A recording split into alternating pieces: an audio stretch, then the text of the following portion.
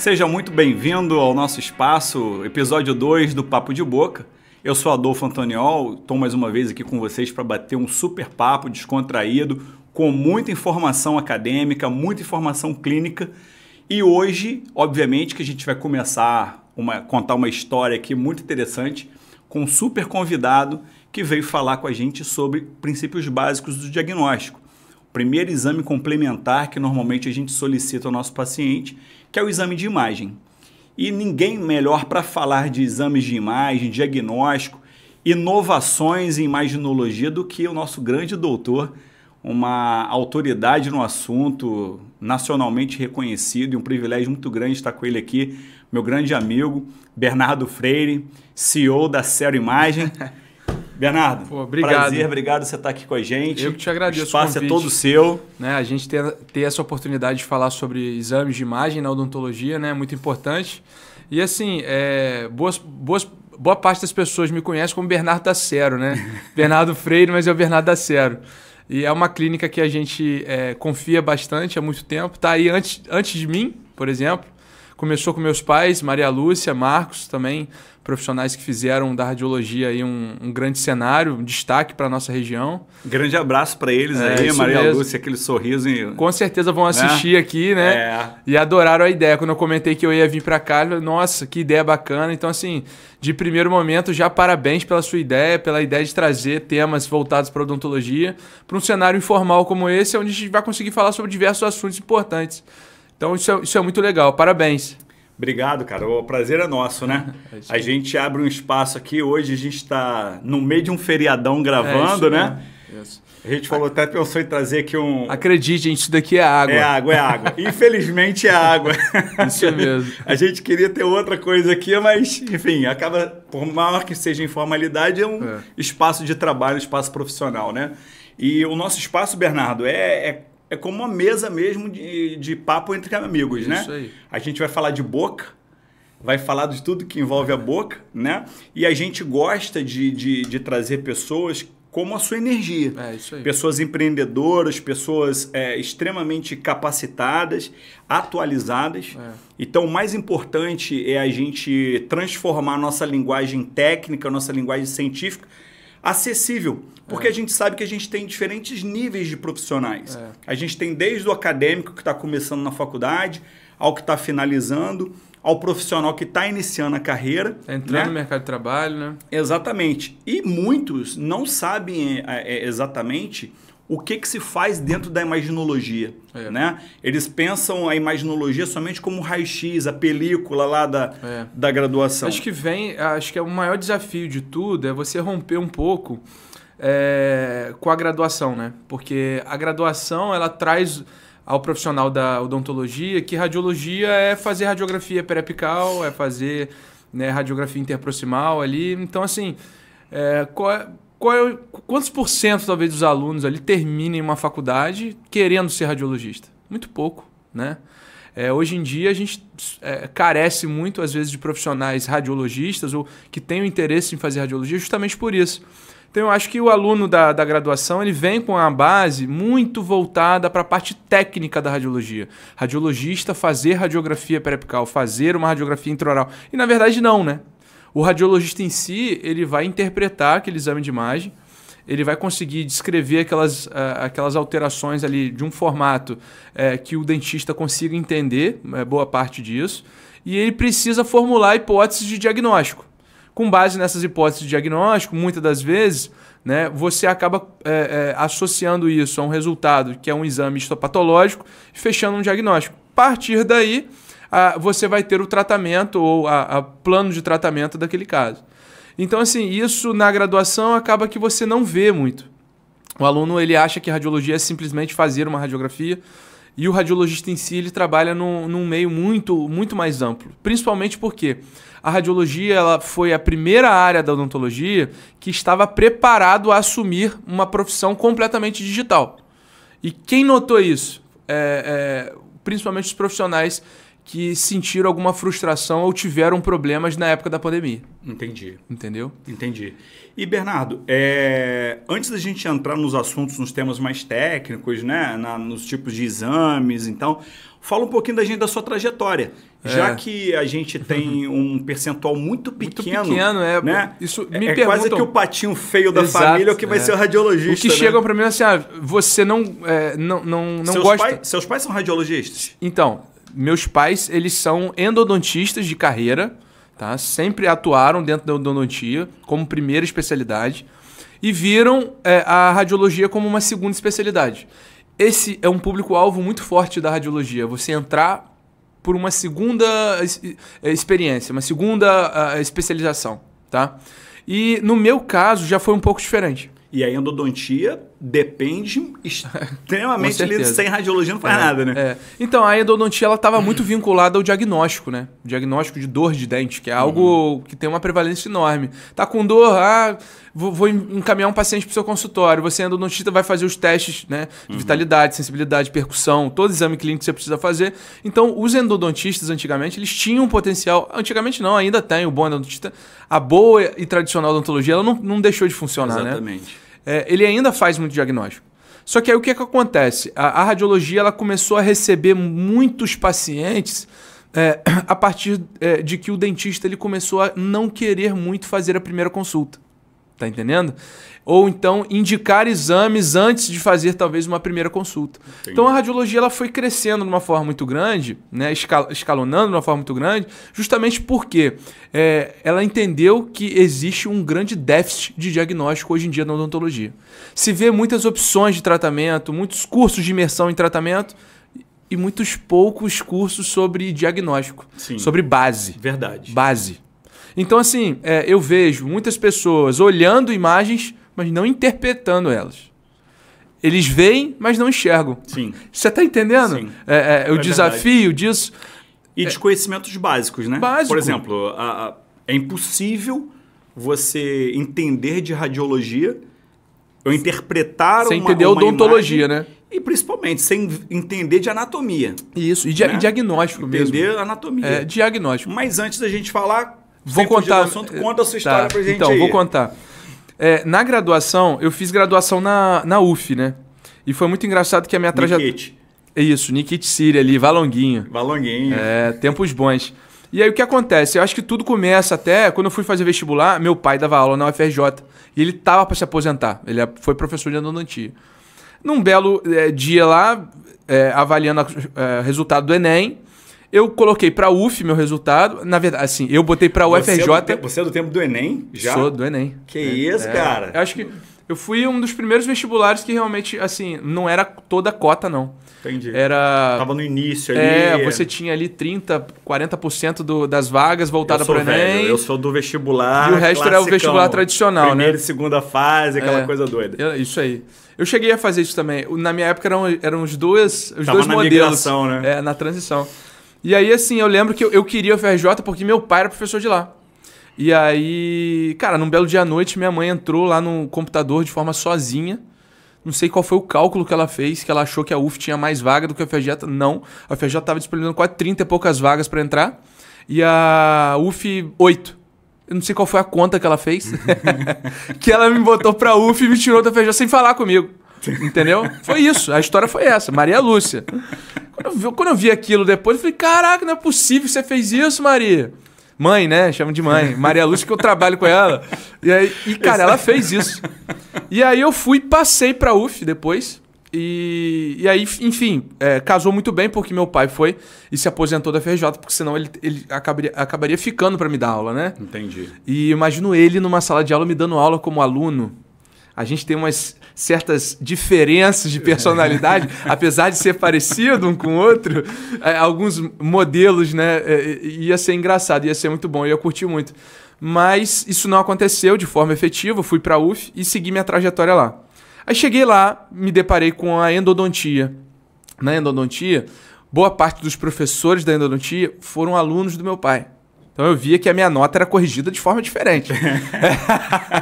A canetinha vermelha é um pouco mais de tinta, é tipo assim, todo mundo tinha nota boa e minha nota na endodontia, caraca, eu falei, nossa, meu estudo, escrevo, parecia que as pessoas queriam ou se vingar do meu pai, ou que eu tivesse a resposta mais perfeita do mundo por ser filho dele. Quem gosta de endo na faculdade?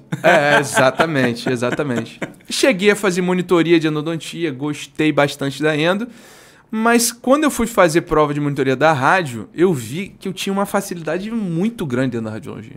Coisa que eu nem sabia que eu sabia, eu tinha ali como resposta, entendeu?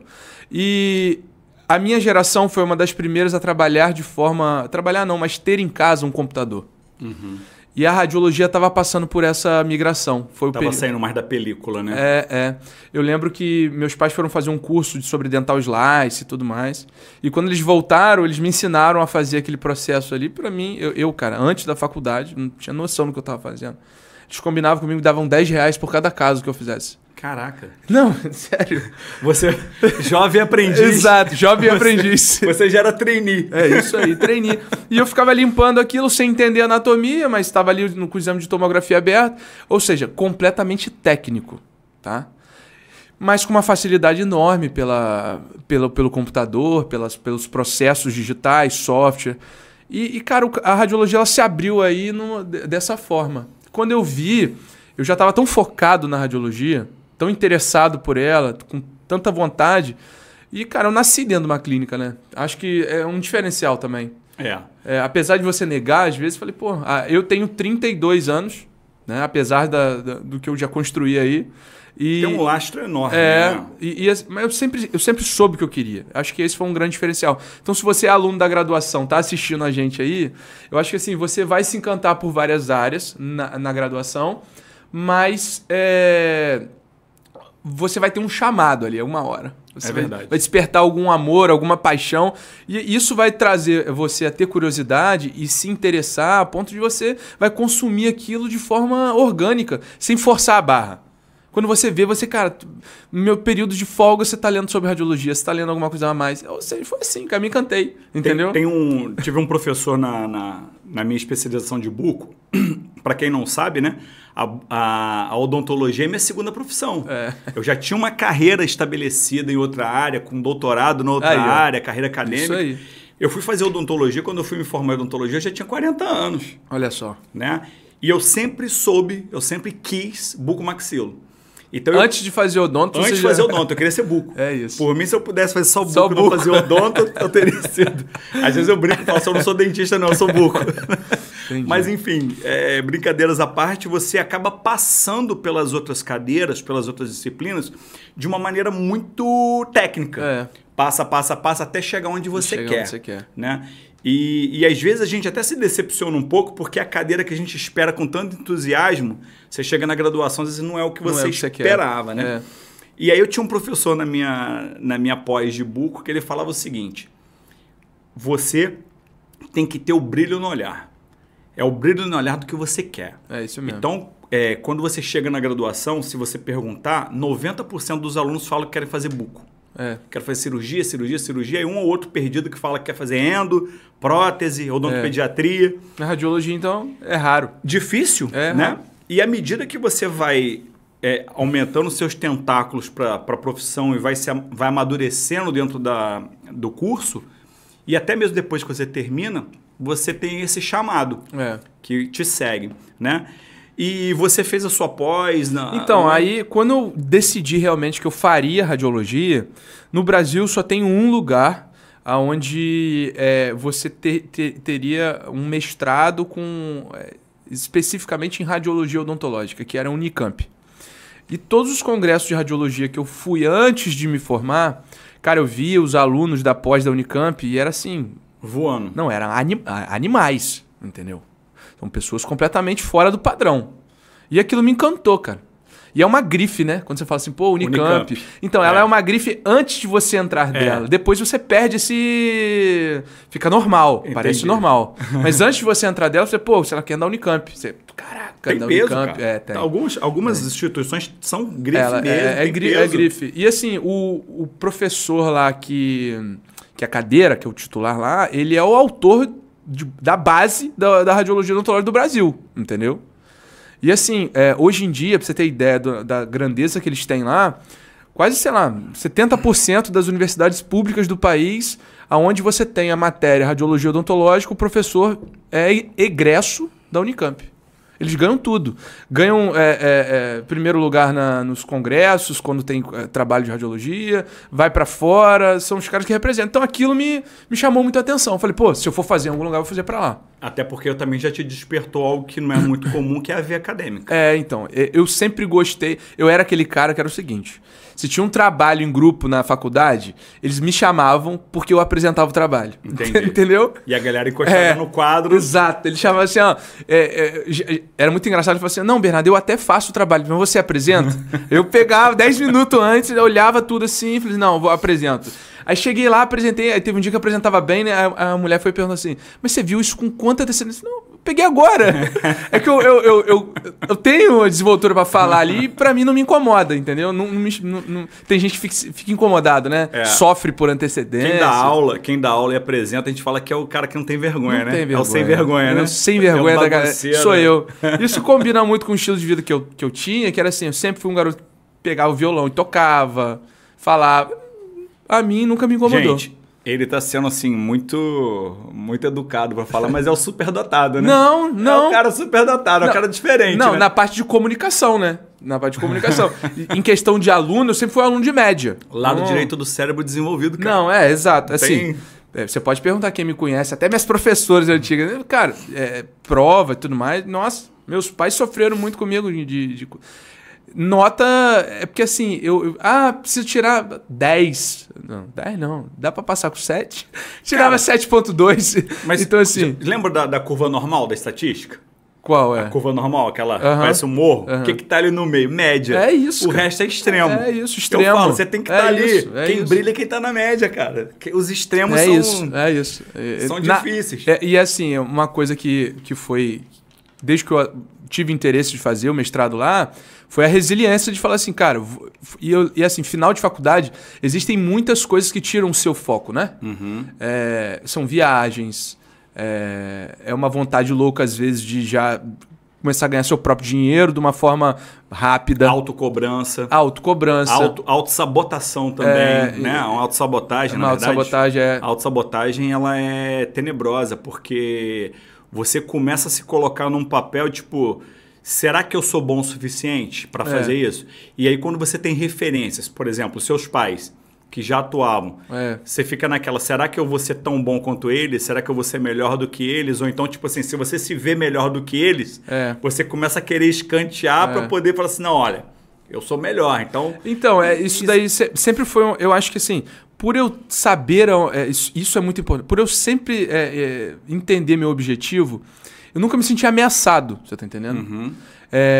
E assim, essa comparação ela já aconteceu em todos os momentos. Aconteceu quando eu fui fazer faculdade, eu precisava fazer uma faculdade pública, precisava fazer a faculdade que meu pai era professor, enfim, essas cobranças, né? Depois, você precisa ser se você for fazer endodontia, você precisa ser muito bom. Uhum.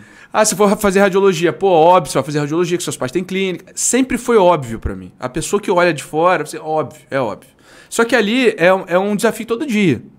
Ou você ganha todo dia, ou você acaba abrindo mão.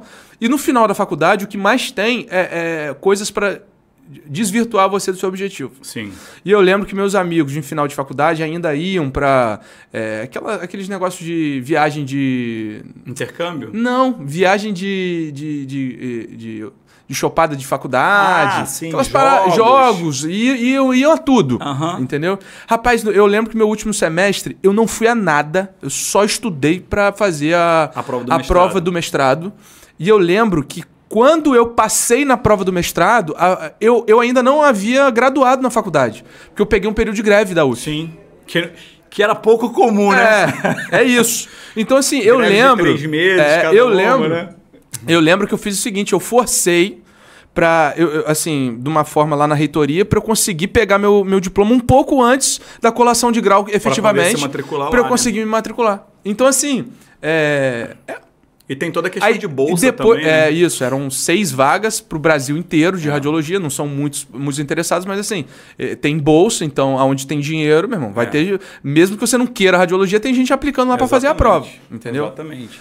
E eu acho que foi isso, né? Aí você terminou o mestrado na Aí eu fiz na Unicamp? Fiz o mestrado lá na Unicamp, pô, eu conheci muita gente boa do Brasil inteiro.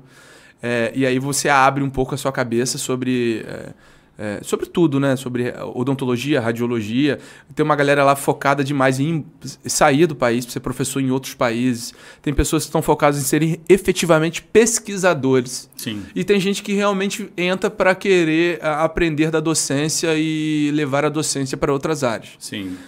Fiz tudo lá, tive que morar lá para fazer isso, né? Por praticamente 2 anos em Piracicaba, ao lado de Campinas. Então tive uma experiência de vida morando no interior de São Paulo. Logo após isso, eu apliquei para fazer o doutorado lá em São Paulo, na USP. Já abriu vaga lá, fui me inscrevi também, mesma coisa, prova. E aí por que eu fiz na USP e não na Unicamp? Cara, tinha um professor na USP que, assim, para mim é uma das sumidades no Brasil em radiologia, que é o professor Israel Schilvacher. Assim, além dele ser uma autoridade científica, ele também tem um viés mercadológico que era o que eu também procurava. Ele era professor de curso de especialização, ele tem 2 clínicas de radiologia em São Paulo, que é de ponta. Ou seja, você também estava voltado para poder melhorar o negócio isso. Radiologia, né? Lá eu entrei, abri o mundo, eu falei, pô, eu preciso me encontrar, qual é o meu perfil de profissional? No início eu também queria fazer concurso público, que eu já vou chegar na fase que eu efetivamente comecei a fazer concurso público. Uhum. E aí, assim, nessa época, aí fala, a Cero, hoje em dia a Cero tem 7 unidades. Na época, a Cero tinha 2 unidades, uma na Matriz ali, que é a do lado do Liceu, que é a mais antiga, e uma em Macaé, mas ainda engatinhando. A de Macaé é mais antiga que a 13 de Maio? Não, Macaé. Macaé. E assim, e meus pais ali naquela fase de meu pai indo aposentar, minha mãe segura o negócio ou não, ou vendo, ou faço o que que eu faço? E assim, hoje em dia é muito fácil você falar assim, foi óbvio a sua escolha. Não foi, tá? Não foi. Muita coisa entrou no jogo ali e esse professor, por ter esses dois lados do perfil, o acadêmico com o mercadológico, me encantou. E eu me aproximei muito dele, fiquei lá na empresa onde ele tinha essa sociedade, né? Que ele não era efetivamente o dono, mas ele tinha essa parceria, né? Essa coisa. Que é da esposa dele, que é radiologista. E a gente se aproximou, eu vi como é que funcionava isso, entendeu? E eu vi que isso dava muito certo. Tudo que era de ponta, que o acadêmico apontava, ele pegava e puxava também, né, como um conselho ali para as empresas da família dele. E, cara, aquilo dava muito certo. Nesse momento que você estava iniciando sua pós-graduação em radiologia, isso. O que havia de diferente na radiologia que você ainda não fazia? O que tinha de tecnologia naquele momento e que, de repente, a sua empresa também ainda não dispunha? Como então, é que estava esse cenário nessa época? Então, o cenário era um cenário de uma geração de tomógrafo com um pouco de resolução melhor, né? Que a gente está chamando de tomógrafo de alta resolução. Isso já tinha aqui na Cero. A gente já tinha investido aqui, a Maria Lúcia e o Marcos investiram no Prexon, foram pioneiros aqui para a região inteira. Tá? O Prexon foi um tomógrafo japonês que veio assim dividindo água. Antes você tinha uma tomografia muito mais baseada para implantodontia, cirurgia, e o endodontista ele participava desse fluxo, mas de uma forma muito menor, porque você não enxergava determinadas coisas. E aí você veio com um tomógrafo, acho que 2011 ou 2012, que eles puxaram com um tomógrafo que já tinha essa talvez até um pouco mais para frente, eu não lembro mais ou menos o primeiro tomógrafo foi inserido aqui por vocês em que ano? Talvez 2008, 2009, isso, foi pelos meus pais. E né? foi o primeiro tomógrafo época, da região? Eu participava só como filho mesmo. Entendi, e foi o primeiro tomógrafo da região? Foi o primeiro da região. Na época, assim, eles tiveram muitos desafios e eu acho que os desafios ainda estão se repetindo hoje, né? Ensinar como é que você solicitava um exame, que até hoje eu vejo muita gente com dificuldade. A gente vai chegar lá a gente trabalha na moda raiz, que é cartinha, né? Então, assim, é difícil. E aí, quando eu cheguei nessas universidades, se falava muito de fluxo digital. Sim. Já estava começando a falar disso? Já. Os softwares estavam melhorando. Você deixou de ter software só de interpretação para software que interpreta e planeja. Certo? Que hoje em dia a gente já tem milhares de opções, e inclusive muito bem desenvolvidas, né? Com IA e tudo mais. E naquela época estava assim, difundindo com mais clareza o escaneamento intraoral. Trouxemos.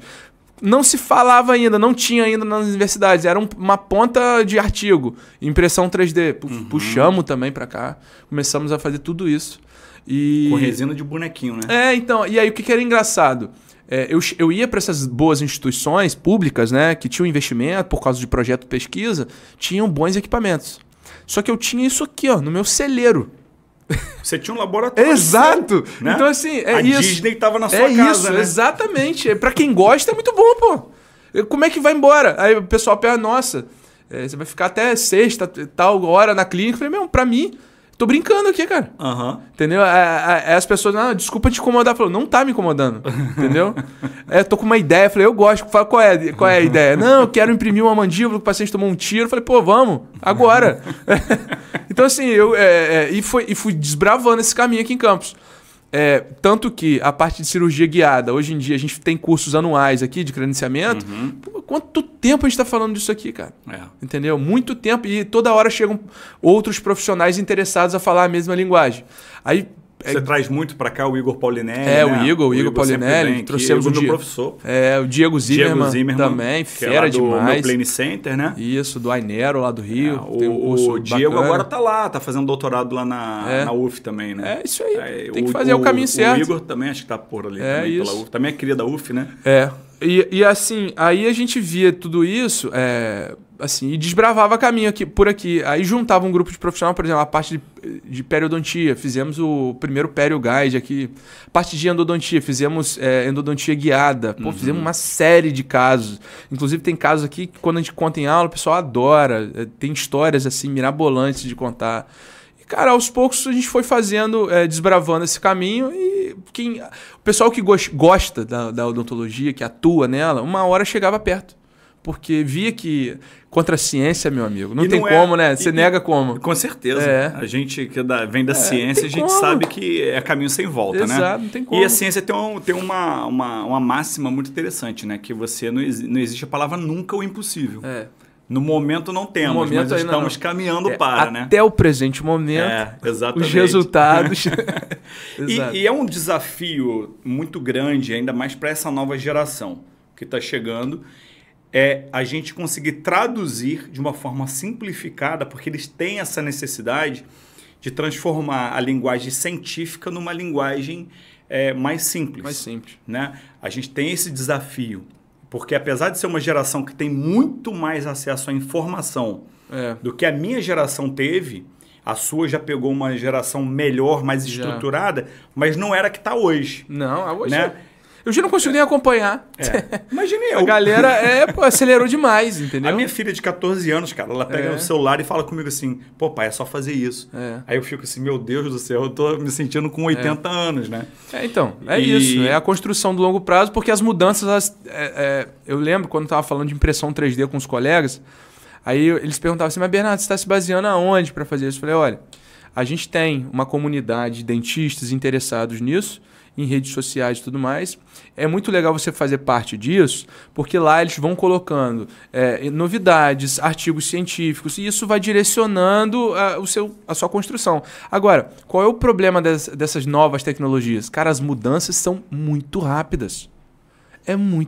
A coisa ela deixa de ficar novidade para obsoleta em meses. Antes, uma novidade durava década. Você tá entendendo? A IA ela tá vindo aí com força total também. Quem não entender de IA vai ficar para trás. Porque hoje não se faz mais nada sem ir na IA. Né? O aluno que está saindo da faculdade hoje, querendo fazer um curso, uma especialização em radiologia, quais são as escolas que, de repente, os cursos que você é professor, né? Então, sim, sou. Da INCO, né? Da Dentalis. Isso. Aí, assim, a gente já tem um grupo, uma expertise, um grupo que tem expertise nisso. Hoje em dia eu faço parte da coordenação da radiologia odontológica lá do INCO, Copacabana, na unidade de Copacabana. E a gente tem 2 turmas rodando, de 2 a 3 rodando, né? Sempre. Nessa turma a gente recebe radiologista do Brasil inteiro, cara. Radiologista não, alunos que pretendem ser radiologistas, tá? E para o ano que vem, abril, a gente vai estar abrindo uma nova turma, só que aqui na região de Itaperuna. E aí a gente criou uma parceria com a Dentalis, que é uma instituição muito boa aqui no interior, né? Que fica em Itaperuna, onde a gente vai estar tentando fazer a abertura dessa turma para conseguir, né, juntar pessoas que tenham interesse aqui da região norte, noroeste, e aí tem Espírito Santo, um pouco de Minas Gerais, e a gente espera que seja um outro polo de desenvolvimento aí de radiologista. A gente tem uma deficiência ou um mercado promissor em radiologia na nossa região? Cara, assim, do meu ponto de vista, né? Eu sou apaixonado pelo que eu faço. Então, assim, é uma profissão que você... Assim, uma especialidade que você vai ter muita flexibilidade de trabalho. Vamos supor que você atenda em algum consultório. E nesse meio tempo você está com horário vago. A radiologia ela trabalha por produção, na maior parte das vezes. Né? E você consegue trabalhar à distância. Você vai laudando. É isso, cara. Você está com 2 horas vagas no seu consultório. Você também é radiologista. Em 2 horas você tem demanda de clínicas do Brasil inteiro para você laudar, se você quiser. Ah, Bernardo, mas como eu conheço essas clínicas? Vai num congresso, cara. Você precisa ter um network. A vida não é só livro, não. Exatamente. Entendeu? Você tem que saber fazer os relacionamentos, os contatos. Coisa que muitas vezes essa geração mais nova, ela quer o imediatismo do Instagram. Para eu ser bem sucedido, eu tenho que ter um bom Instagram. Entendeu? E isso pra gente é até difícil de entender, né? Eu conheço pessoas que não têm Instagram, são radiologistas e laudam pro Brasil inteiro. Como que elas criam esse network? Indo a eventos, congressos, tendo um bom relacionamento. Exatamente. Entendeu? E as indicações, né? Você sendo um bom profissional, você começa a ter indicação de outros, né? Sim. Isso em todas as áreas. Todas as áreas. Né? E hoje, Bernardo, o que a gente tem de novidade dentro da radiologia?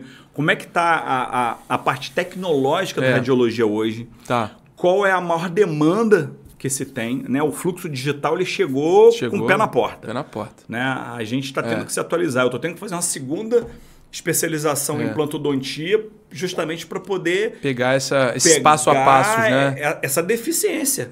Porque eu sou de uma época em que a implantodontia era pino e osso. É isso mesmo. Hoje é toda uma estrutura revolucionária, mas é isso. Né? Mas acho que não é só você não, Adolfo. Eu acho que assim, quem está se formando agora também, dependendo do grau de proximidade que tem com o computador ou não, também vai ter essa dificuldade. Eu vejo uma geração muito mais plugada em celular, por exemplo, do que laptop. Sim. Eles acham que isso daqui substitui isso aqui completamente. Não vai, não é. Tá? Até os alunos na faculdade, quando a gente chega com o computador, eles já olham a gente meio de cara torta. Cara, né? Você quer entender? Hoje em dia tem dentista que ainda não recebe exame online. E às vezes por escolha. Uma vez a gente fez uma pesquisa aqui em campus, para um trabalho de conclusão de curso de um aluno que foi meu orientado na especialização. A gente falando assim, olha, vamos fazer uma pesquisa que a gente consiga obter resultados sobre a aceitação de profissionais no uso de resultados online, e o que eles acham, qual a plataforma que usam, como recebem, e grau de instrução em computador. Cara, olha que coisa. Eu achei que o resultado da pesquisa daria que profissionais com uma faixa etária maior tivessem menos aceitação de computador, certo? Não é. Foi ao contrário, cara. Que isso? Eu olhei a pessoa e falei, que isso? Exatamente. Exato. Eu falei, que isso? Espanta, cara. Eu também. Falei, caiu meu queixo, cara. Quando eu olhei, falei, que geração é essa? São digitais ou falsos digitais? Ou digital para ele é só celular? Rede social. Então assim, para mim, e tem inclusive uma nova postulação da geração, que não é uma geração digital, é uma geração conectada. Uhum. O termo mudou. Exatamente. Tá? Ele é conectado por quê? Porque ele quer estar conectado em todas as redes, em todas as plataformas e tudo mais. Mas ser digital completamente está no início do dia a dia. E o início do dia a dia é você receber um resultado online, é você deixar de usar papel algumas vezes, é você ter um prontuário eletrônico, é você conseguir encaminhar resultados para outros colegas, compartilhar, pedir planejar um caso. Você vê no próprio pedido, né? Pô, o pedido do colega quando manda pra você, ó, enviar Daikon. Pronto, é isso. Aí você já sabe que aquele profissional... Ele é diferenciado, ele entende como é que funciona, né, o fluxo de trabalho digital ali da radiologia e da odontologia. E, cara, hoje, ainda por incrível que pareça, há muitos colegas, e inclusive fazendo cursos atualmente, que ainda realizam, por exemplo, procedimentos de implantodontia só usando panorâmica. Isso aí. Uma coisa que a gente sempre bate na tecla. Cara, usa panorâmica. Eu acho... E assim, às vezes colegas mandam para mim, né? Manda panorâmica. Pô, o que você acha? Você acha que aqui dá um implante de 10, de 12? Então, aí eu falo, primeira coisa, pede o exame certo. Então, aí o que acontece? Eu não quero achar, eu quero ter certeza. E o problema de achar é que você vai achando, e você vai ter uma porcentagem de achismos que vão dar errado. E quando você estabelece uma conduta segura de trabalhar, é assim, eu quero trabalhar com algo que não me dê trabalho depois no futuro. Isso se chama previsibilidade. Cara, e você vai trabalhar de forma correta. Você vai economizar R$20 do seu paciente, cara. Sendo que depois, se der errado, ele não vai considerar isso como uma justificativa. Ele não vai considerar e nem mesmo a justiça. Então, assim, é muito importante que a gente tenha essa noção, essa conduta. Foi muito bom você tocar nessa tecla de panorâmica, por quê? Existe, hoje em dia, um movimento expressivo do mercado e ao invés, né, de querer que a pessoa faça um exame num lugar confiável, seguro, que tenha um laudo, eles tenham a própria máquina do lado, porque isso ajuda a você vender o resultado de uma forma mais rápida, tudo bem. Existem milhões de formas de venda, eu não vou entrar nesse mérito aqui. Só que para você ter um equipamento do lado, para você fazer interpretação, você tem que estudar, tem que se aprofundar em diagnóstico. Então eu vejo um monte de gente trabalhando em clínica que tem um equipamento de panorâmica e não tem ideia do que está interpretando. Não está enxergando as coisas. Que é só para poder dizer. Exato. Então, assim, e além de não enxergar, acaba utilizando aquele exame como algo universal. Serve para ver lesão de cárie? Até serve, mas não em estágio inicial. Não em estágio inicial. Geralmente, pré-molares e molares em panorâmica ficam com face sobreposta. Você precisaria de qual exame melhor? Uma interproximal? Certo? Então, assim, hoje em dia eu vejo que o aluno, ele entende que a panorâmica, só por você conseguir visualizar uma ampla visualização de maxila, mandíbula, côndilo, corpo de mandíbula, você vê, não. Para ver periápice, a melhor imagem é a radiografia periapical. Então, assim, nós temos indicações e a panorâmica, ela não substitui tudo, principalmente a tomografia. Sim. E isso tá no livro básico da radiologia. Então, aí você pode ter altura óssea, mas você pode não ter espessura suficiente e, às vezes, numa inclinação difícil. Então, assim, carece a esses profissionais informações seguras de como que eu posso trabalhar de forma adequada. Entendi. E eu vejo muito curso sendo vendido para vender tratamento, vender, e esquecem de falar sobre segurança.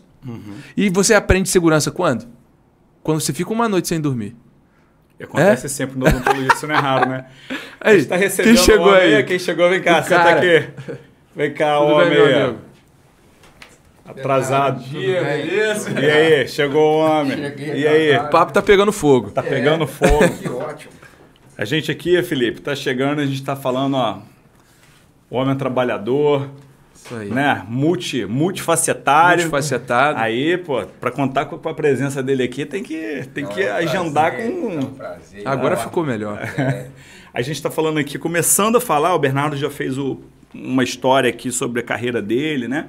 E a gente está começando a entrar mais na parte técnica, em que ele está falando sobre as questões de você fazer planejamento cirúrgico, planejamento de conduta, utilizando exames de imagem de... Exames adequados, né? A gente estava falando um pouco de panorâmica. Eu falei aqui que são muitos profissionais que ainda fazem cirurgia de implante, estabelece conduta a partir de um exame, por exemplo, uma radiografia panorâmica. Um exame único, né? É o exame único. Tem aquela imagem de que, não, isso aqui serve para tudo, né? Serve para tudo. E hoje em dia não dá mais para a gente ficar... Não dá. E tem algumas áreas, muitas vezes, que, por exemplo, assim, não é porque a gente não consegue enxergar na panorâmica, às vezes é uma limitação dela.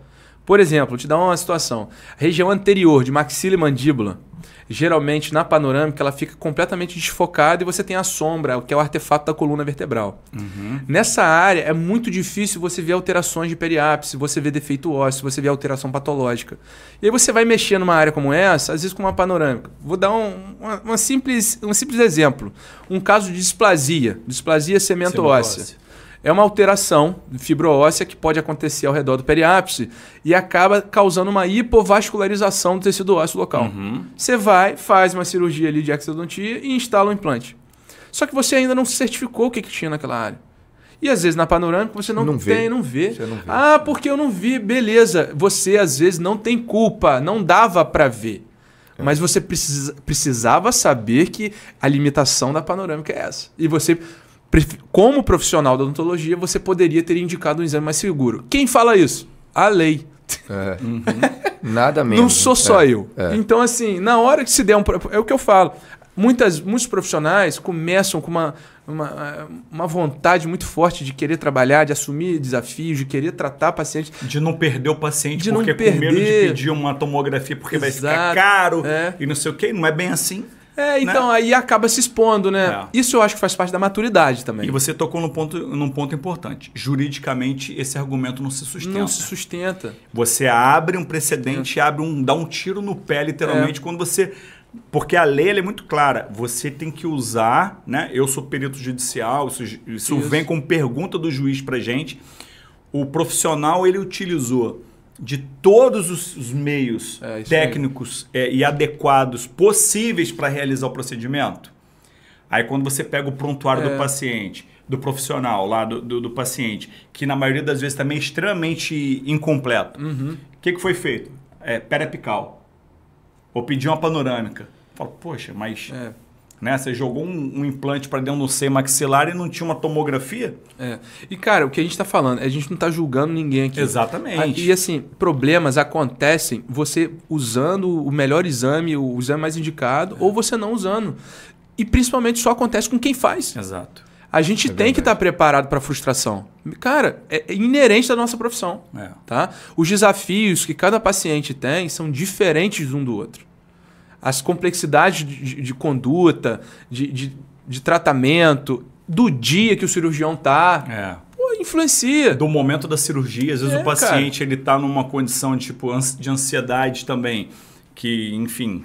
te atrapalha no momento de realizar a cirurgia, realizar o procedimento. Pode acontecer com todo mundo. Mas a gente tá... O nosso ponto específico tá preparado para isso acontecer. A previsibilidade do procedimento em função da solicitação correta das ferramentas. Por isso que o nome é exame complementar. Isso aí. Para diagnóstico e do exame complementar para planejamento. Isso mesmo. Porque o interessante hoje é que você tem o exame de imagem como um instrumento de planejamento e de diagnóstico. Porque você faz exame de imagem antes, durante e após o procedimento. Né? A gente faz uma radiografia periapical para saber se instalou corretamente o implante. Então a gente vai lá e coloca radiográfico. E assim, né? De início, depois que colocar um implante, a radiografia periapical, melhor exame mais indicado para você avaliar a osteointegração, depois acompanhamento de perda óssea periimplantar. Maravilhoso. A própria indexação dos componentes, né? Isso. E quando a gente está falando, por exemplo, de endodontia, é impossível você fazer uma endodontia sem fazer um exame de imagem pós ali para saber se... Cara, a Associação Americana de Endodontia, hoje em dia, ela é muito mais branda para a indicação da tomo, né? Antigamente falava-se, não, indicação é para retratamento, multiradicular. Hoje em dia, no guideline lá, ela bota assim, unirradiculares, multirradiculares com complexidade anatômica. Só que você só descobre a complexidade anatômica quando? Tomografando. Exato. Ou seja, ela abriu o jogo. Não tem o que fazer. Não tem antes, durante e depois. Pronto. Então, assim, ela abriu as pernas para... Falei, olha, faça um pouquinho mais seguro você entender aonde você está entrando e qual é o caminho que você vai percorrer até o ápice. Né? Porque, às vezes, você é pego de surpresa. O dente ele tem uma variação que você não conseguiu observar. Entendeu? E a tomografia ela é um mapa. É um mapa, é um GPS para o endodontista, né? E eu acho que, além disso tudo, de pedir o exame, é muito importante, eu acho que é uma virada de chave, você dominar o programa para você interpretar e ter autonomia do seu próprio caso. Cara, correr ali o exame todo, né? Você conseguir varrer o exame, passar os cortes. Isso. Você não precisa ser o cara mais especialista do mundo para entender tudo, não. Até porque você vai ter um laudo de apoio ali do radiologista. E hoje em dia o laudo, não sei se vocês repararam, ou quem está assistindo a gente reparou, mas os laudos para endo melhoraram muito, né? Melhoraram muito. Sim. Antes o laudo da endodontia era muito mais simples, mais seco, né? Agora o laudo é quase que um Shakespeare do canal. assim, nosso dente 36, que apresenta são 3 raízes, 4 condutos, 2 canais mesiais confluentes, né? Aí, na raiz distal, 2 canais, mas com forames apicais distintos. É uma coisa linda, né? Você lê, você fica encantado no final. E porque não dava pra ver isso tudo não dava pra ver, não dava. Tinha como ver. A gente falou isso exatamente antes. As gerações da tomografia foram melhorando e a gente foi tendo mais recurso valioso para ver. E eu acho que em pouco tempo isso vai melhorar. O próximo passo que está para vir aí agora, assim, tem alguns equipamentos falando disso já, é você ter um algoritmo para reconstruir a tomografia melhor em caso de pacientes que se movimentem.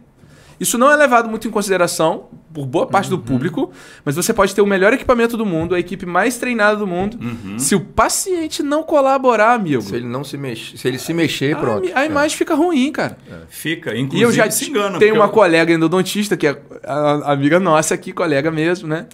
A doutora Flávia, que ela sempre me pedia exame e às vezes ela fala, poxa, Bernardo, esse exame não tá com a qualidade que eu queria. Tem como... Tem, lógico, claro. Agora, Flávia, está repetindo... Porque o paciente tentou 3 vezes aqui e não conseguiu. Ela foi fazer o exame dela. Ela não conseguiu ficar parada. Aí no final eu falei, ô Flávia, tem que repetir. Não, Bernardo, eu já vi o que é, precisa não. Cara, eu falei, viu? Eu descobri sobre essa questão da movimentação do paciente uma vez. Eu fui solicitar um exame de imagem dele. E aí o que acontece? Ele se movimentou. E aí apareceu um dente na posição do 46, só que ele é dentro do 46. Eu falei, mas como assim? Ele só tem um dente aqui, por que está aparecendo 2 dentes aqui na radiologia? Aí fiquei batendo na cabeça, aí eu liguei para a clínica. Falei assim, olha, eu acho que trocaram o exame, esse exame não é desse paciente, porque aqui tem um dente 46 e ele não tem o dente, é justamente o planejamento dessa região. Aí ele falou assim, doutor, é porque o paciente se movimentou. Então dá aquele efeito ghost. Isso aí. Né? Dá um efeito ghost, ele progride ali, o corte ele avança, né? Não é isso, Bernardo? É isso mesmo. Você consegue colocar pra gente aqui na imagem aqui, por favor? A gente vai começar a fazer algumas apresentações agora aqui. O Bernardo vai mostrar umas imagens pra gente... Não, pra ver a importância sobre... É um detalhe. Né? Um detalhezinho de nada que a gente muitas vezes não leva em consideração. E olha só, aqui é um paciente... que na primeira aquisição, com o movimento, você pode ver que a região do dente 15, você tem um canal tratado na raiz, no canal palatino ali, ó. E na vestibular, aparentemente parece que dentina está calcificado. O canal está calcificado, Você repete o exame num outro momento, aí nessa seta amarela você vê que existe uma luz de pequena dimensão, mas que apresenta o canal, que é o canal vestibular. E aí, em outra imagem, ó, você fazendo uma reconstrução de longo eixo daquela raiz... Com o movimento, você tem um dente com lesão periapical, com um canal palatino tratado e o vestibular atrésico. Ou seja, exodontia. Paciente repetiu o exame, não se movimentou, o técnico foi agora e falou, olha, se certificou que isso aconteceu, que a imagem está melhor. E aqui você vê a presença da luz do canal vestibular e nesse outro caso, você trata o canal, e mantém o dente. Ou seja, salvou o dente. Um detalhe muito pequeno, que muitas vezes não está na mão do radiologista, está na mão da equipe que o radiologista tem, ou seja, a clínica que você confia, e que muitas vezes pode mudar seu caso. Mudou o caso. Exatamente. Sai de uma extração para um tratamento. Acontece de vocês solicitarem um novo exame sem que o dentista saiba? Numa situação dessa, por exemplo. Isso foi alertado pelo profissional que solicitou o exame ou foi identificado pela própria clínica? Isso foi identificado pelo próprio técnico que elaborou a aquisição da imagem. E aí repete o exame. Isso é muito interessante. Isso é treinamento. Isso é muito bom. Porque, imagina só, o paciente chega pra gente com esse primeiro exame aqui com movimento, o paciente perdeu o dente. Isso a conduta é completamente diferente. É diferente. E, cara, igual isso, tem várias... Por exemplo, a gente está falando aqui da presença de um canal, certo? E fratura. Que é mais difícil ainda. Mais difícil. Então, assim, qual é o todo da radiologia? O todo não é só olhar a imagem. O todo é você entender o contexto inteiro. Se tem uma fratura e ela não é imediata, ela vai ter consequências. Perda óssea, edema. Por isso que hoje em dia, boa parte das vezes eu faço afastamento do lábio, que me dá mais uma informação. Apesar de eu não ver a gengiva, ali eu vejo uma densidade de tecido mole que mostra a silhueta dela. E se ela está aumentada de tamanho, está no processo inflamatório. E assim, existe uma frase lá que eu coloco que é assim, ó, até o presente momento, não observa-se imagem sugestiva de fratura radicular. No entanto, recomenda-se acompanhamento clínico e radiográfico para maiores esclarecimentos ou análise da evolução. Vocês também colocam sempre assim, correlacionar com os sinais cara, clínicos, né? Tinha um professor meu que ele falava uma coisa que é muito importante todo mundo entender. O tempo ele é crucial para determinados diagnósticos. E o fator tempo ele precisa ser levado em consideração. Às vezes a gente quer um diagnóstico rápido, e quando na verdade o tempo da doença precisa se desenvolver para você entender. Sim. Entendeu? Ela tem que evoluir para te dar mais sinais. É o quebra-cabeça, cara. Para te dar mais. O diagnóstico é o mais difícil, né? Eu costumo falar, até brincar quando eu estou dando aula. Tratar tá no livro. Isso aí. Como que trata a patologia tal? Assim, assim, assim. Agora o difícil é dar o diagnóstico. Você achar que tá lá. O difícil é você descobrir o que está acontecendo. E sem esse leque que a gente tem agora de exames, fica difícil. Lógico que a clínica, né? A gente sempre fala, a clínica é soberana, a clínica ela vai dar pra gente um monte de indicações. Isso é o importante da bagagem do clínico, né? Sim. Esse é importante. Agora, se a gente não tiver a certeza de que a gente tem recurso para pedir determinado exame, e isso caiu um pouco por terra quando você estava falando mais cedo. O paciente ele não vai querer pagar. Pelo contrário, eu tenho visto que quanto mais exames eu peço, num todo, radiográfico, o exame de sangue, o paciente se sente mais seguro. Perfeito. Isso mesmo. Isso faz parte do combo. Não afasta mais. É um paciente que já está municiado de mais informação, né? Sim. Muitas vezes ele chega lá primeiro que o paciente ele vai falar o diagnóstico para você, se você quiser ouvir, né? Se você se atentar com detalhe, a história que ele te conta. Muitas vezes a odontologia ela se repete, né? A medicina também tem muito disso. Mas assim, o paciente ele já vai com informação. Às vezes ele coloca uma coisa que ele já teve, eu já tive. E você vai juntando as peças. Quando você solicita o exame, ele se sente... Nossa, aquele doutor ali se preocupou comigo a ponto de... Um ponto de vista que eu já ouvi falar de um paciente, que eu acho legal a gente comentar aqui, é assim, poxa, o doutor me pediu um monte de exame, na hora lá ele olhou muito rápido. Aí eu pensei assim, realmente, ele investiu, né, para fazer alguns exames. Talvez o doutor ele tenha um pouco mais de detalhe para mostrar a riqueza de informações que aquele exame trouxe e qual o benefício que o paciente vai ter com isso. Às vezes, para a gente é tão natural, Adolfo, que eu olho, guardei. Passa rápido. Aí você fala, olha, com esse exame que você fez aqui, a gente vai conseguir selecionar melhor o implante, eu vou conseguir ver aqui, te dar mais segurança na cirurgia, e eu vou me afastar aqui dessa região aqui, que é uma região mais complexa. Mostrar o porquê que ele teve esse investimento. Isso. Mas também acontece o seguinte, né? Gastou saliva, ganhou confiança. Não, o paciente ele não sabe que a gente recebe essa imagem por e-mail. Então, eu, por exemplo, quando eu recebo o exame, quando eu chego Você já viu antes? Eu já vi antes. Exato. Eu abro o exame na hora ali e tal, para poder ir tirando alguma dúvida, olhar melhor, né? Mas você tem situações que você já fez o planejamento. Sim. Você já olhou que tinha que olhar antes, né? Então, isso também acontece. E no exame complementar, como o exame laboratorial, chegou ali na hora, você vai no que interessa. Vou olhar ali, olhei, avaliei, coagulograma, hemograma. É rápido mesmo, você não fica muito ali, você já olhou antes. Mas a gente tem mais e mais agora. Quer ver? Pode ser, vou mostrar o quê? A parte de algumas lesões, pode ser? Claro, pô. Depois a gente fecha com IA. A gente gosta. E depois a gente fecha com a IA, tá? Vamos colocar aqui, ó. Com relação também, Bernardo, a outros exames, depois eu vou te perguntar, que a gente tem lançado mão, que está chegando para a odontologia, né? Que é a ultrassonografia, né? A ultrassonografia ela tem sido muito utilizada, né? Algumas vezes para alterações patológicas de glândulas salivares. E assim, muito utilizado também na ROF. Sim. ROF, harmonização orofacial. Para fazer mapeamento, né, de artéria, de veia e tudo mais. E às vezes para você não só mapear, mas como também identificar o material de preenchimento que foi utilizado.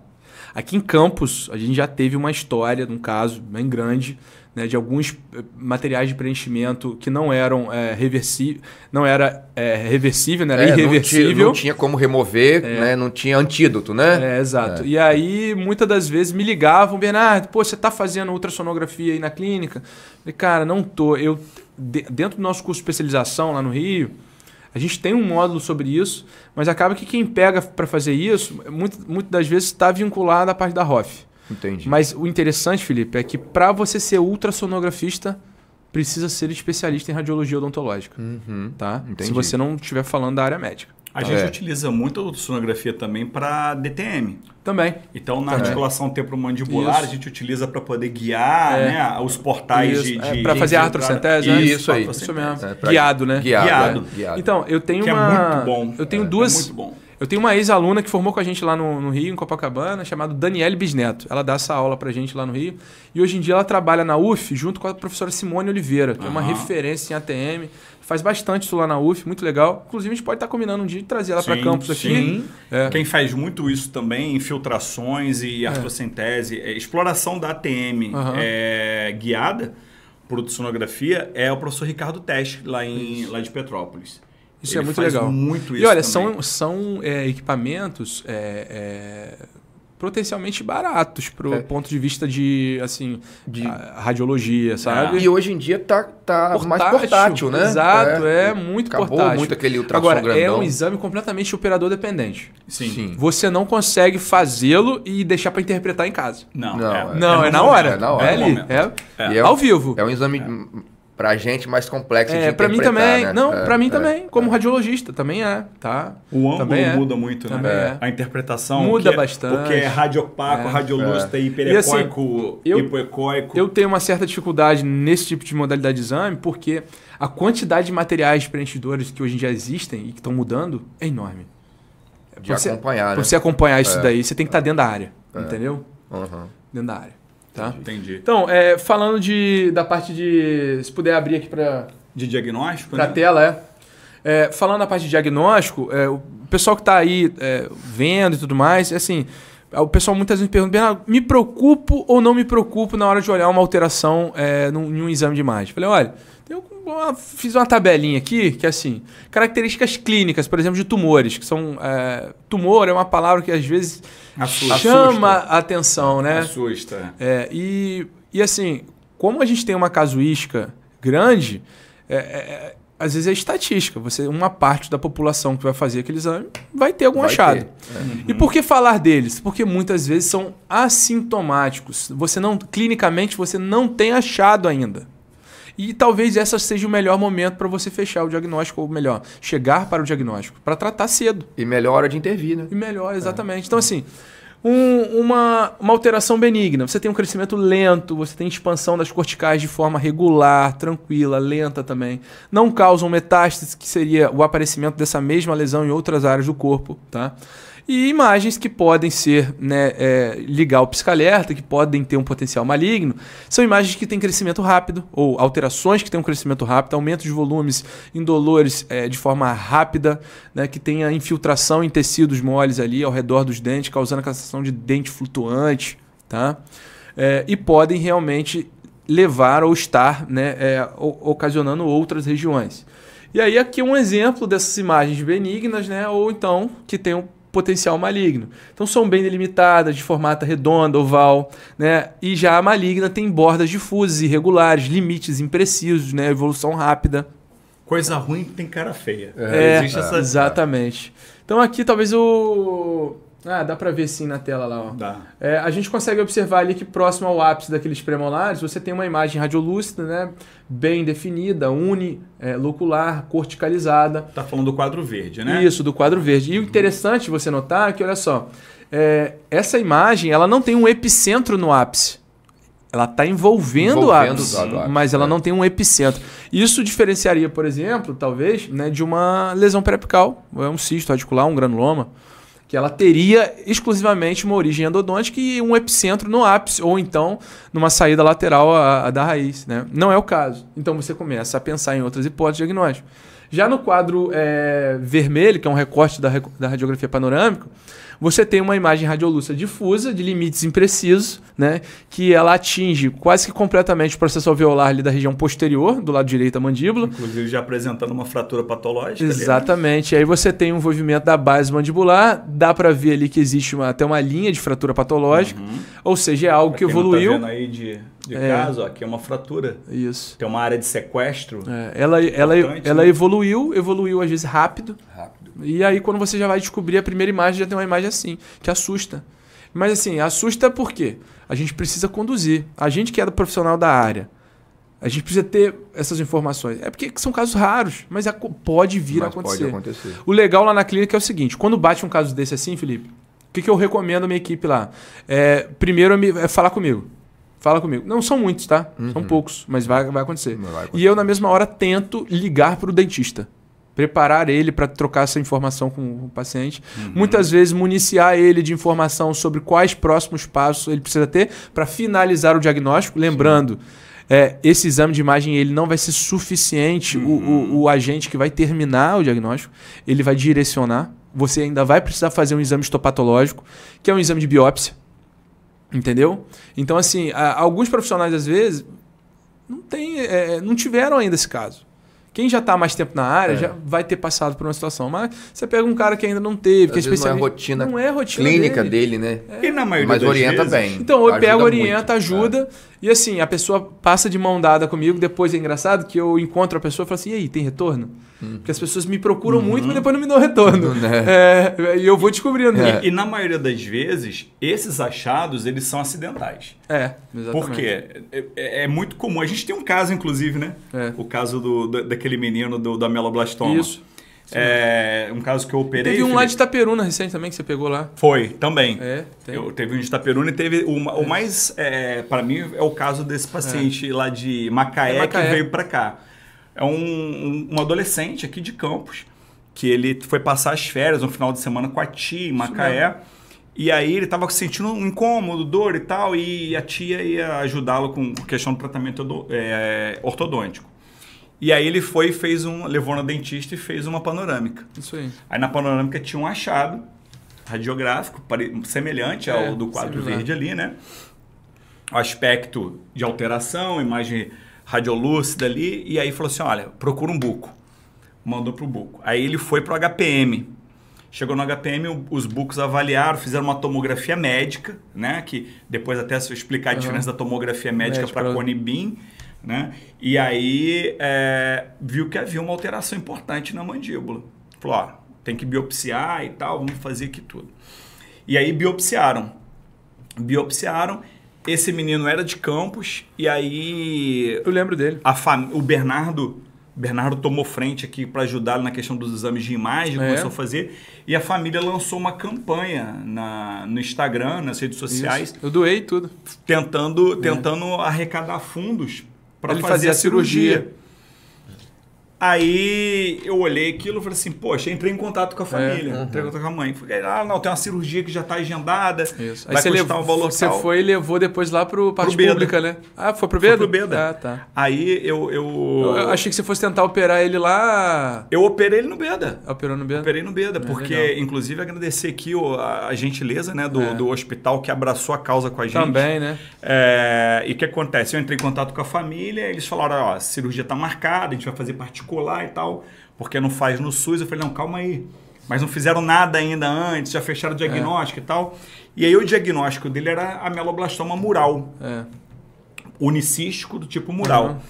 Aí eu traz ele aqui pra gente avaliar. Aí levei, avaliei e falei assim, olha, ele só tem 15 anos, ele tinha 15 anos na época, eu falei, só tem 15 anos, não foi feito nenhum procedimento anterior ainda para tentar conservar essa mandíbula. Ele é muito jovem para ser mutilado. Fazer uma mandibulectomia, né? Um bloco. Vai perder a função mastigatória com 15 anos de idade sem que nada tenha sido feito antes. Aí vamos avaliar. Eu falei, ó, vamos tentar? Aí os pais, não, vamos tentar. É isso mesmo. Aí eu conversei lá na oncologia, na prefeitura, no Beda, e não, vamos abraçar a ideia, vamos tentar salvar a mandíbula desse menino. Já estamos indo para 3 anos de acompanhamento. Nós fizemos uma cirurgia, enucleamos, fizemos uma soplização, ressecamos ali os dentes envolvidos na região, né? Mantivemos a mandíbula. Ele acompanha com vocês lá, né? Vai. Ele é um paciente que chegou, assim, me procurava pelo nome quando ia lá com a família. E aí ele teve uma recidiva, depois de 1 ano e meio, teve uma recidiva. Aí eu reoperei, tiramos o resquício ali de cápsula ainda que já estava lá próximo do côndilo, tinha subido muito, então o acesso já era difícil. E a gente conseguiu fazer todo o procedimento intraoral. Caraca. Intraoral. A gente conseguiu salvar, inclusive, a face dele no momento. Apesar de ser um tipo de lesão não maligna, eu não gosto do termo benigno. Eu tenho conversado isso há muito tempo. Eu não gosto do termo benigno. Para mim, o termo mais adequado é não maligno. Porque benigno denota ser bom. E o tumor não é bom, o tumor mutila. Ele é altamente agressivo, ele não tem malignidade, mas ele destrói. Tem um subtipo do ameloblastoma que ele é malignizante. Tem. Inclusive ele vira um carcinoma ameloblástico, né? É muito inferior essa taxa, tem até poucos estudos na literatura sobre isso, mas ele é. O negócio do ameloblastoma, que você até citou, eu acho que eu tenho aqui alguma imagem dele. Aqui mais uma imagem, né, sobre benigno e maligno, né? Do benigno ele respeitar a cortical, o maligno ele destruir. Já tive um caso aqui em Campos que a gente pegou uma coisa parecida com essa daqui, ó. Aqui já é uma mandíbula ressecada, infelizmente, mas você vê que tem umas estrias pacas assim, em formação. Isso aí é uma elevação do periósteo em formato de espículas ósseas ou raios de sol. Né? Isso aí é um sinal que o periósteo dá de crescimento desordenado. E isso é uma característica, por exemplo, de lesões malignas. O osteosarcoma é uma delas. Tivemos um diagnóstico aqui em Campos, diagnóstico precoce na maxila, que é raro. É mais comum você tem ossos longos, tá? Fêmur, etc e tal. E ele fez a ressecção da hemimaxila, fez ainda, acho que químio, alguma coisa assim. Cara, um tempão depois, esse caso a gente levou para vários lugares, não é esse aí da imagem. Tô na clínica trabalhando à tarde. Doutor, tem um paciente querendo falar com você. Eu fui. Não lembrava, né? Fizeram a imagem dele já. Então, ele perguntou assim: seu pai tá aí? Sua mãe tá aí? Não, você sou eu. Então, vou te contar uma história. Foi me contou uma história. Falei: olha, é você? Ele é. Não, cara, no livro lá, sobrevida, 4, 5 anos. O cara já tava 7, 8 anos, bem. Uma prótese buco, né, com qualidade de vida, acompanhando, que é o mais importante. Você não pode deixar para lá. Não pode deixar para lá, achar que você tá bem, porque é uma lesão que pode recidivar. Cara, é isso. A equipe de cirurgia de cabeça e pescoço aqui de Campos os caras são absurdos. E aí, ó, já uma imagem não maligna, né, ou benigna, nesse quadro verde, você vê que ela respeita a cortical. Embora você tenha essa expansão... Tem aumento de volume. Você ele não... é gentil com a ele é gentil, cortical, né? Ele é gentil. E algumas vezes ele até rompe. Mas ele, na maior parte da lesão, ele vai preservar. Ele rompe sem sequestrar. Ele rompe porque chegou o limite ali de elasticidade óssea, né? Isso. E algumas lesões, ela ainda pode, no seu desenvolvimento, causar deslocamento, não só de raízes e dentes, mas também, muito comum, da trajetória do canal da mandíbula. Tá? Na maxila é comum ela invadir seio. Ela invade seio e leva dente lá para cima, que é uma cavidade vazia, né? Vazio, empurra a cortical. Isso. E em questão de malignidade, você acaba tendo aquela sensação de dentes flutuantes. Eu já tive um caso aqui em Campos, particularmente. O paciente ele desenvolveu um carcinoma, né, escamoso. Eu acho que era esse.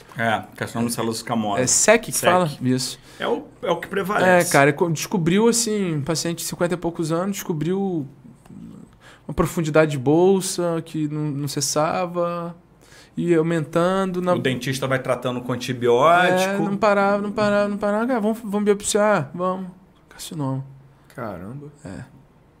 Acompanha. Infelizmente, a gente sabe, por ser maligno, ela pode metastizar, né? Foi o que aconteceu. E aí desenrola uma história que não é boa, não. Não é boa. Mas assim, o diagnóstico precoce, cara, o dentista, ele não pode ter esse medo de ver uma coisa que ele não conhece. Se ele não conhece, imagina o paciente.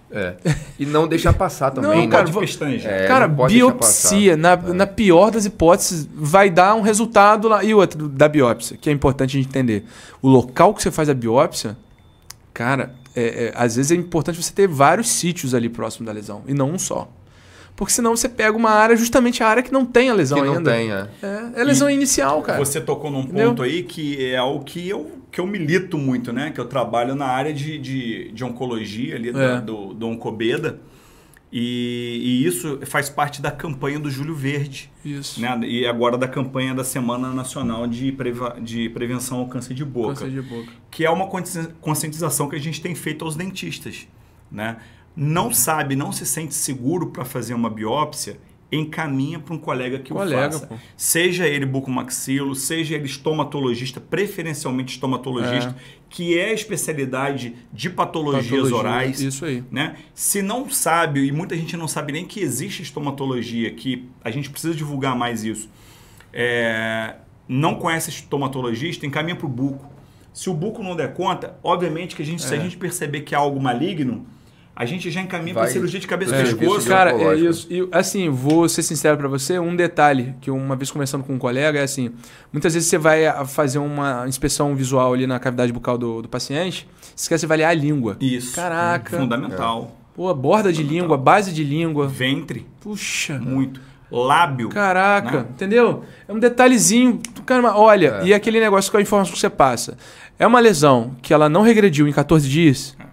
Vamos fazer uma abordagem diferente? É isso. Vamos procurar um colega que tenha um pouco mais de experiência. É a porta de entrada. Entendeu? Porque a porta de entrada. A biópsia ela é muito importante ser conduzida da maneira correta. Por quê? A cirurgia que envolve tumores malignos, lesões malignas, ela envolve uma margem de ressecção maior. Então, quando você faz uma biópsia e você não respeita adequadamente ali a lesão, o que acontece? Você pode deixar, e vem no resultado do exame, bordas comprometidas, significa que você não removeu completamente a lesão. O cirurgião de cabeça e pescoço, que é quem vai conduzir o caso dali para frente, ele perdeu a referência dele da lesão inicial. E o que acontece? Ele vai ampliar. Condena o segmento do paciente por ter que fazer uma ressecção maior. Então, quando você for fazer uma e isso biópsia, acaba tendo que esvaziar a cadeia e tudo mais, e vai aumentando a cirurgia.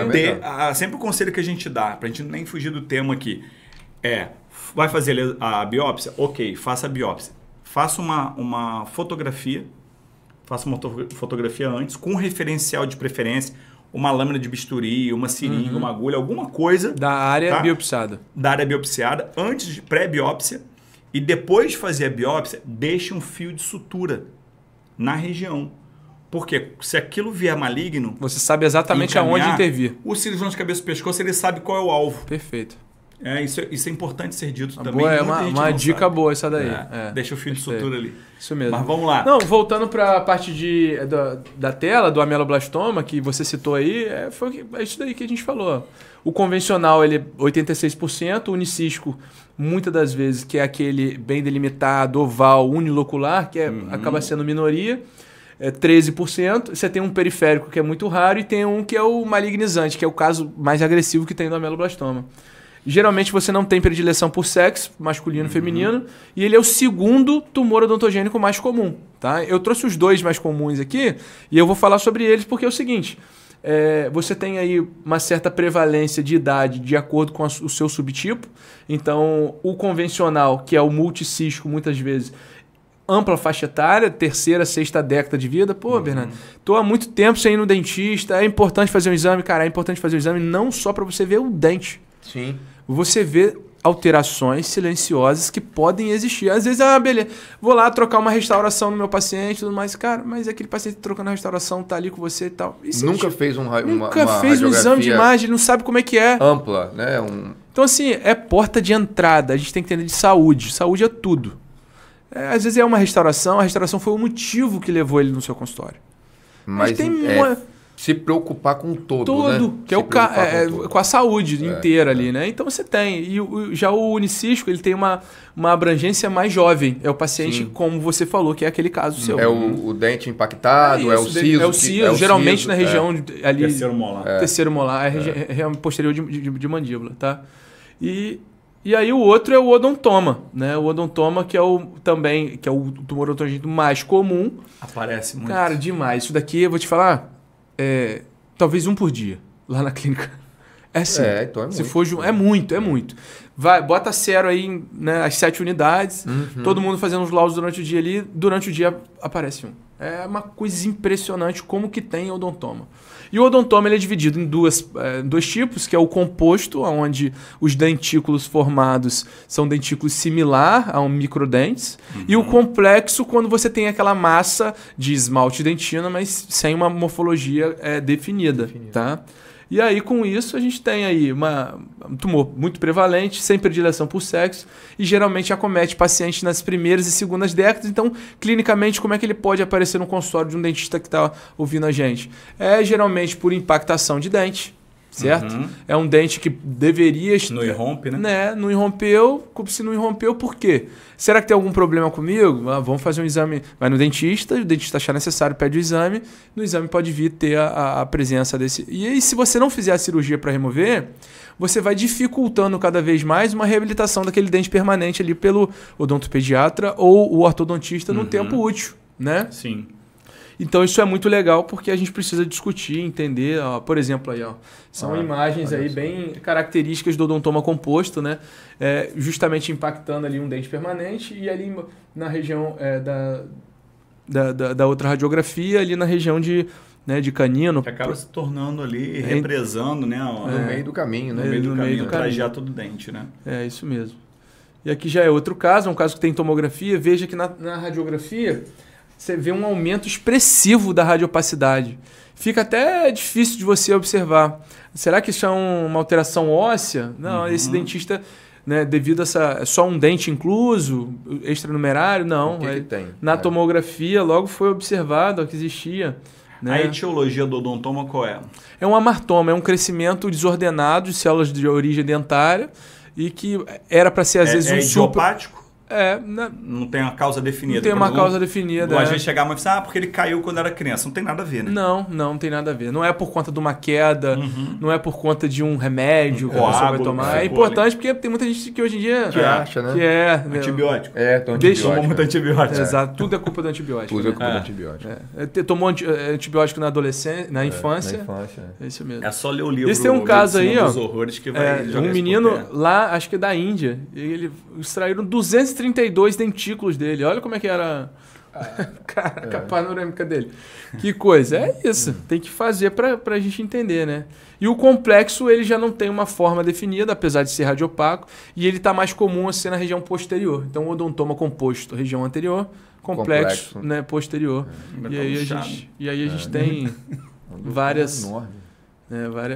vários subtipos. Aí do ameloblastoma, como a gente mostrou mais cedo. Policístico, né? É multilocular, né? Que é o convencional, e o unilocular ali na região de terceiro molar. Ó.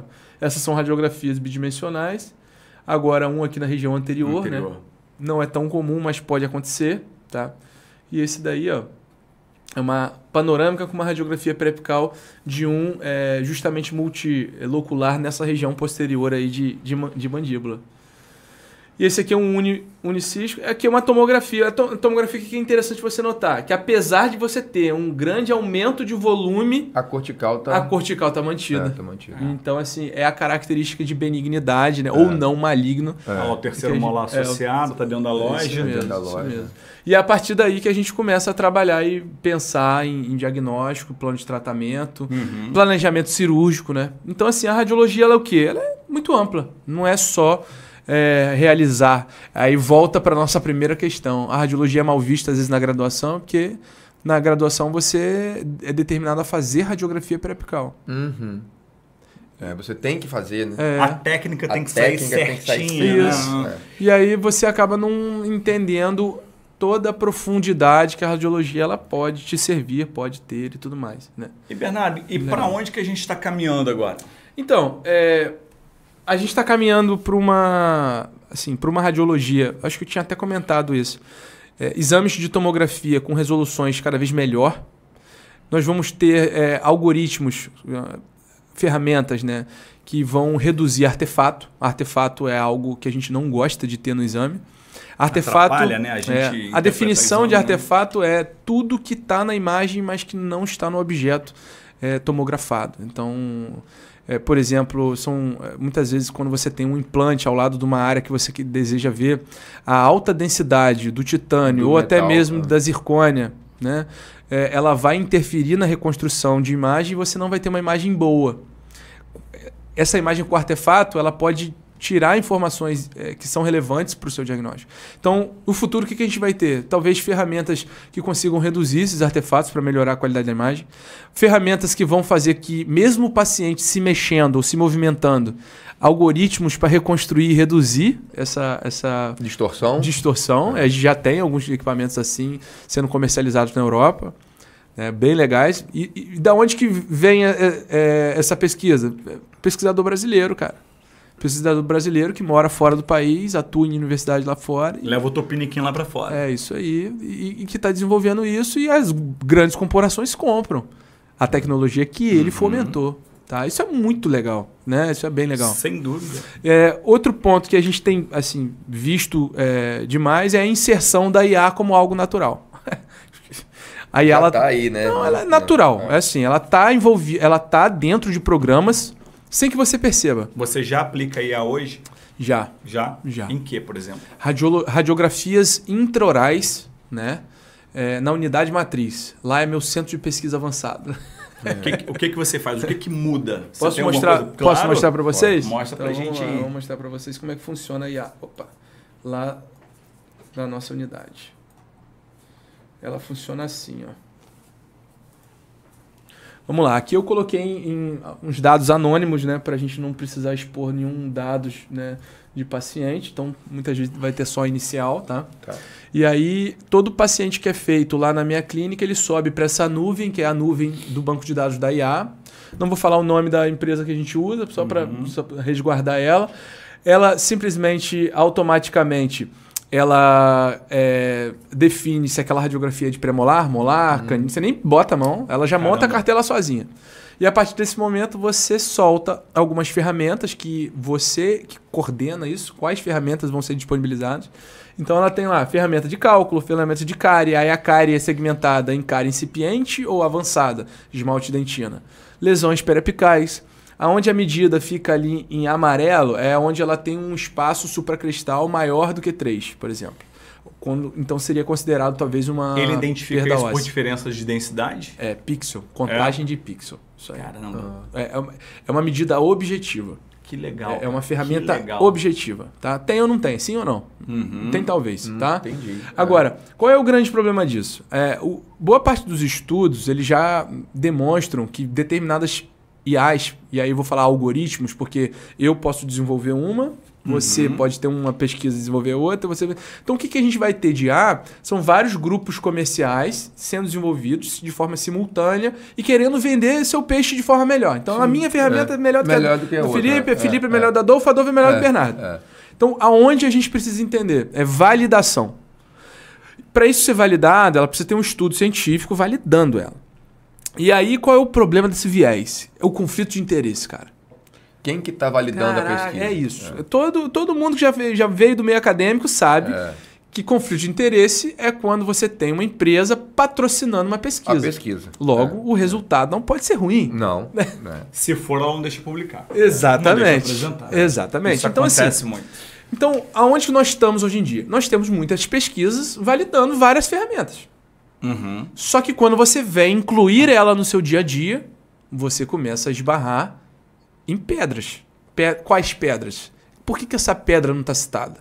São os erros. Da pesquisa. Os erros do dia a dia. Tá? Então, por exemplo... Foi pesquisado, mas não foi testado. Então eu tenho várias ferramentas sendo colocadas no dia a dia, mas elas também erram. Sim. Tá? Elas também erram. Então, assim, para lesão cariosa, que já é um desafio na radiologia, porque você tem muito pouca concordância entre uma pessoa e outra. Lesões de cárie em estágio inicial, só em esmalte, cara, é muito difícil ser 3 pessoas concordarem que é ali. Bateu o martelo que aquilo ali de agora, fato é cárie, né? Em estágio já esmalte e dentina, uma criança consegue ver. Então a lesão cariosa ela tem essa diferença entre muito fácil quando ela é avançada, ou muito difícil. Ou difícil quando ela é estágio inicial. Tô falando... Até clínica. Sim. É difícil. Você bate o olho e fala assim... É só uma mancha de suco? É difícil. Cancelamento. E aí o que acontece? Esse estudo de Albana aí agora, de 24, ele bota o seguinte. Qual é o grande problema da IA? É o medo dela substituir o radiologista. Ou o medo dela substituir qualquer pessoa. E como é que você entende ela quando você vai estudar ela? E aí quando você estuda ela, você fala, ela não é tão forte assim. Ela quando não vai aparece. substituir. Ela não é tão boa assim quando ela aparece. Ela, não ela nunca jogou bola no Jardim São Benedito. Arrancou o tampão do dedo. Exato. Então assim, ela ainda perde em alguns pontos esses que ela não deveria perder. Acredito porque que ela não é uma inteligência, né? Ela não tem autonomia ali, ela é fomentada. Ela é alimentada. Banco, ela é alimentada. dados. mas então, ela vai se melhorando, né? Vai. A tendência é que ela... Tá começando. Ela vai ter mais autonomia. Esse próprio programa que a gente usa, boa parte das vezes, quando ela dá algo errado, ela pede para você assimilar onde está errado e ela torna aquilo como um aprendizado para ela melhorar, né? É isso. E aí o que acontece? A FDA, que é é um instituto de regulamentação nos Estados Unidos, ela diz que isso hoje é parcialmente possível. Você substituir o ser humano pela... Parcialmente possível. Parcialmente possível não é possível. Tá? E principalmente quando se trabalha com saúde, porque você tem que entregar o melhor resultado para o seu cliente. Então, o que o Bernardo acha hoje em dia? Eu acho que a IA na radiologia é uma segunda opinião. Tá? Vamos partir desse ponto de início? Falando de diagnóstico, ela é a segunda opinião. Então você vai ter a opinião do radiologista, você vai ter a opinião da IA.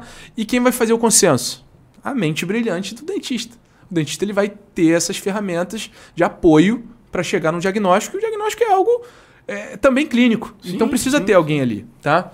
Então, assim, apesar dela melhorar alguns aspectos, você tem algo parcial. Então, aqui trazendo para vocês, ó. Você olha uma imagem que aparentemente, nossa, tá tudo bem, né? Tudo legal. Aí você joga na IA, ela vê que tem uma lesão de cárie incipiente aqui e a outra, né, já até mesmo atingindo dentina aqui na região distal do dente 14. Ela te dá um caminho, né? E assim, para tarefas de acuidade visual, ela é boa. Sim. Porque ela não tem o cansaço do ser humano. Às vezes você está na 15º exame laudando. Seu olho já está pregado ali. Já está treinado até querendo achar coisa que nem tem. Porque não tem. Alguns radiologistas, inclusive, a utilizam como pré-laudo. Sim. Só que você precisa olhar, analisar e dar seus critérios que você estudou. A partir daqui, ela fez o pré-laudo, né? A partir daqui eu vou agora... Vai desenvolver, tira o que está errado, bota o que está certo, mistura e vai e entrega um produto melhor. Ou seja, ela, na verdade, ela vai ser o quê? Uma ferramenta de otimização de tempo. De tempo, né? Não de fechar totalmente. E qual é o problema? Eu vejo que essas IAs, elas têm tarefas específicas, mas o todo ela não sabe. Se ela, por exemplo, tiver uma alteração radiolúcida ali, que por acaso não é uma ameloblastoma, ela vai falar que é uma lesão periapical, pô. Tá entendendo? Ela ou que é uma imagem radiolúcida. E ela não sugere a complementação com novos exames. Quem vai fazer isso é o radiologista. Então ela é boa. Mas ela é parcialmente eficaz. Ela não é um todo. Entendeu? Então, assim, mas a gente está muito incipiente, a gente está engateando muito ainda, né?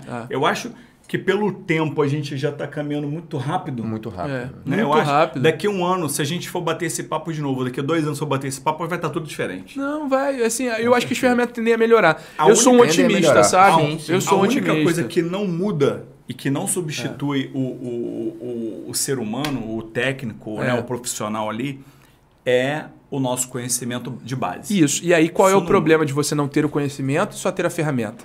Esse estudo aí, ó, da Escalu de 24. Ele fala o seguinte, que a aplicação da IA sem a bagagem de um dentista, ela aumenta o número de tratamentos, quando na verdade ela não deveria. Sim. Você vai tratar condições que na verdade são incipientes. Que não existe. Só por ela falou que tem, e aí? Falou que tem, você não tirou a prova, não? Não, falou que tem, eu vou tratar. Então eu vou tratar. Mete a broca. Mete a broca. Então, maior número de intervenção em regiões suspeitas e em estágios iniciais de doença. Muitas vezes isso clinicamente seria o quê? Acompanhado. Pronto, evoluiu não. Exato. A adequação de meio bucal, instrução, flúor. A boa e tradicional odontologia parou de funcionar? Não, pô. Não. E qual é o meu medo? A gente tem que fazer um senso crítico onde a gente está. O meu medo é isso ser incorporado como ferramenta de venda exclusiva. Mas o caminho é esse, Felipe. E eu acho que o que eu tenho visto... E não como ferramenta de diagnóstico. De diagnóstico. O colega chega, pega um tablet, pega uma IA dessa aqui, o paciente fala, olha, tá vendo aqui, ó, isso aqui, tem que tirar esses dentes todinho aqui, ó. E quem falou? Foi a IA. Foi a IA que falou. Aí mostra Aí pro é paciente complicado, um né, desenho cara? bonito, É, isso aí. né? Identificando e Identificando condenando e já. condenando. Mas é aí que tá, né? O papo aqui é sobre radiologia, sobre diagnóstico, sobre... Papo de boca. Papo de Papo boca. de boca. O grande problema para mim ainda continua sendo a base. É isso, é isso. A base.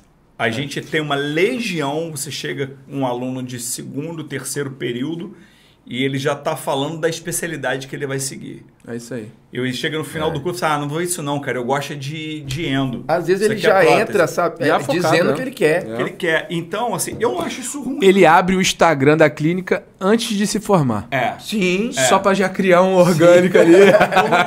Eu não acho verdade. ruim. Tenho ouvido isso na É, graduação. pô. Não vai perder tempo. Quando ele se formar, ele já tem 2 anos de Instagram. Exatamente. Eu não acho ruim você chegar e começar uma graduação já com a mentalidade do caminho que você quer seguir. Mas isso não também não pode... acho errado. Eu era assim, eu te falei, direção minha, eu sempre soube onde eu queria chegar. Você não pode substituir a base. Entendeu? O alicerce da casa é o que vai dizer o que a casa vai ser. Se ela vai ter 2, 3, 10 andares, é o alicerce dela, não é o telhado.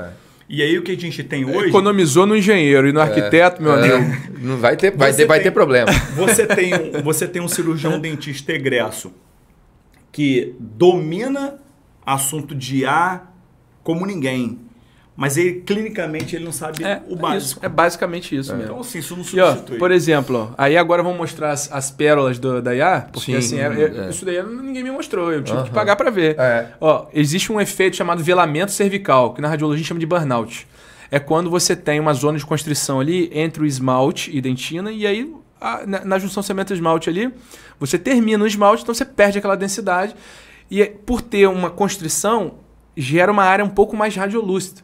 Chama-se velamento cervical. Só que você observa nível ósseo mantido, higienização ok, não é suspeita de uma cárie radicular, mas fica parecendo que é. Tá? Beleza? E o que acontece? O grande problema é quando você tem uma IA, por exemplo, aqui ó, que ela simplesmente... Isso aqui é tudo velamento cervical. Que ela não tem esse conhecimento e ela simplesmente... Ela entende aquilo como uma cárie. Ela vai jogar para você que é cárie. É? Não é. Não é.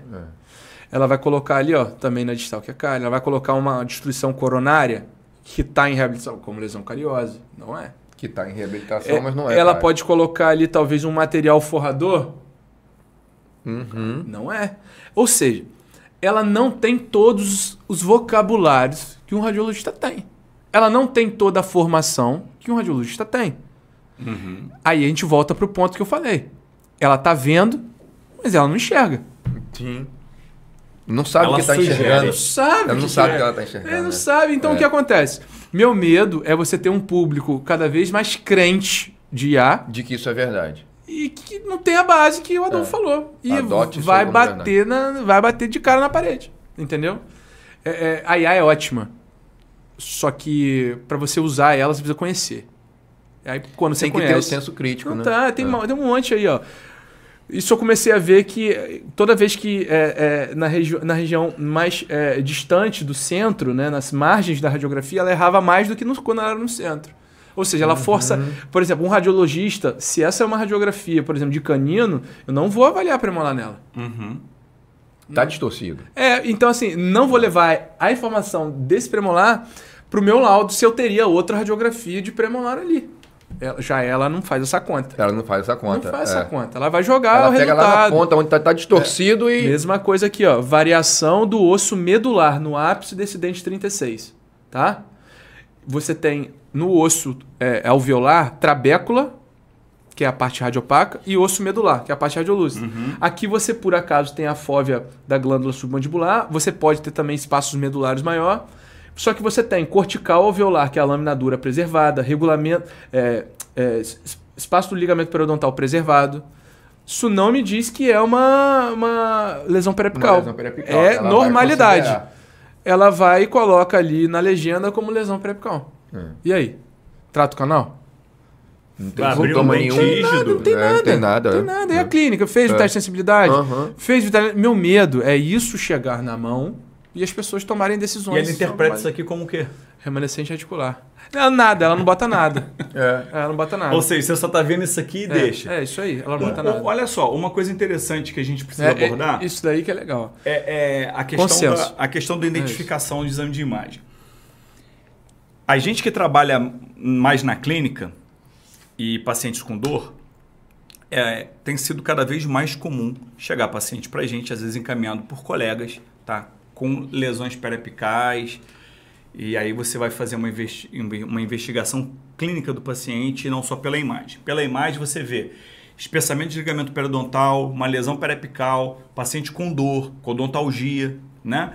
E aí já vem lá sugerindo exodontia e implante na região ou tratamento odontológico. Ok. Cara, é uma legião enorme de pacientes apertadores. Ah, demais. Puxa. Principalmente no pós-Covid, a gente tem uma legião de apertadores. E aí... Esses pacientes chegam todos travados. Isso, se apertando ali durante horas e horas e horas do dia. Aí você vai botar um implante ali, você vai criar depois outro problema. Entende? Então, assim, você tem uma questão do diagnóstico que é importante da mesma maneira que você correlacionar com os dados clínicos. Pode perder o implante também. Pelo mesmo caminho. Mas aí quando ele coloca no laudo lá, correlacionar com dados clínicos, ele não avaliou o paciente na clínica, ele não sabe que o paciente é apertador. Sim. E o colega que encaminhou também não sabe, o colega não sabe identificar apertamento. Muitos botam como paciente bruxista.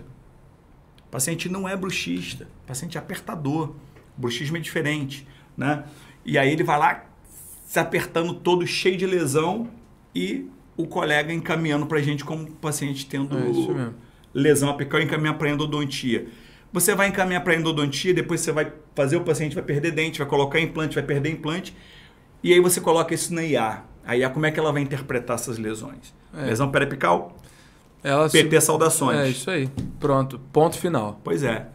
Cadê a participação do clínico? Então, aí isso daí. Bom, a boa parte dos estudos que eu levo em consideração, porque você vai ter viés de estudo para todas as áreas, né? É justamente isso daí. É você usar a IA em associação com o humano, junto com o consenso, e esse consenso vai da bagagem da pessoa que está ali, lembrando da boa e tradicional odontologia que nunca vai sair de moda. Sim, basicamente isso. Né? Então, com base nisso. Outro negócio de IA que é legal, isso daí é um estudo que eu já vi, é o Spot Implant. Ele é pago, não é gratuito, mas muitos colegas perguntam, poxa, Bernardo, peguei um paciente aqui que ele já tem um implante, não sei qual é a marca do implante. Que marca é essa? Preciso reabilitar ele, o que eu faço? Falei, cara, pega uma radiografia periapical, bota nesse site, você vai pagar lá uma mixaria lá, mas pelo menos você vai conseguir conduzir o caso e vai conseguir fazer. Isso é legal. Outra parte que me preocupa é boa parte das IAs que são vendidas aí, elas colocam o dente nesse tipo de reconhecimento anatômico. Olha, aí vou chamar a atenção para vocês, hein? É a mesma radiografia. Só que ele não levou em consideração que o dente 44 tem uma bifurcação do canal radicular. Não sei se dá para ver até depois, né? Até na própria IA. Mas aí na IA ela colocou como se fosse um canal único, entendeu?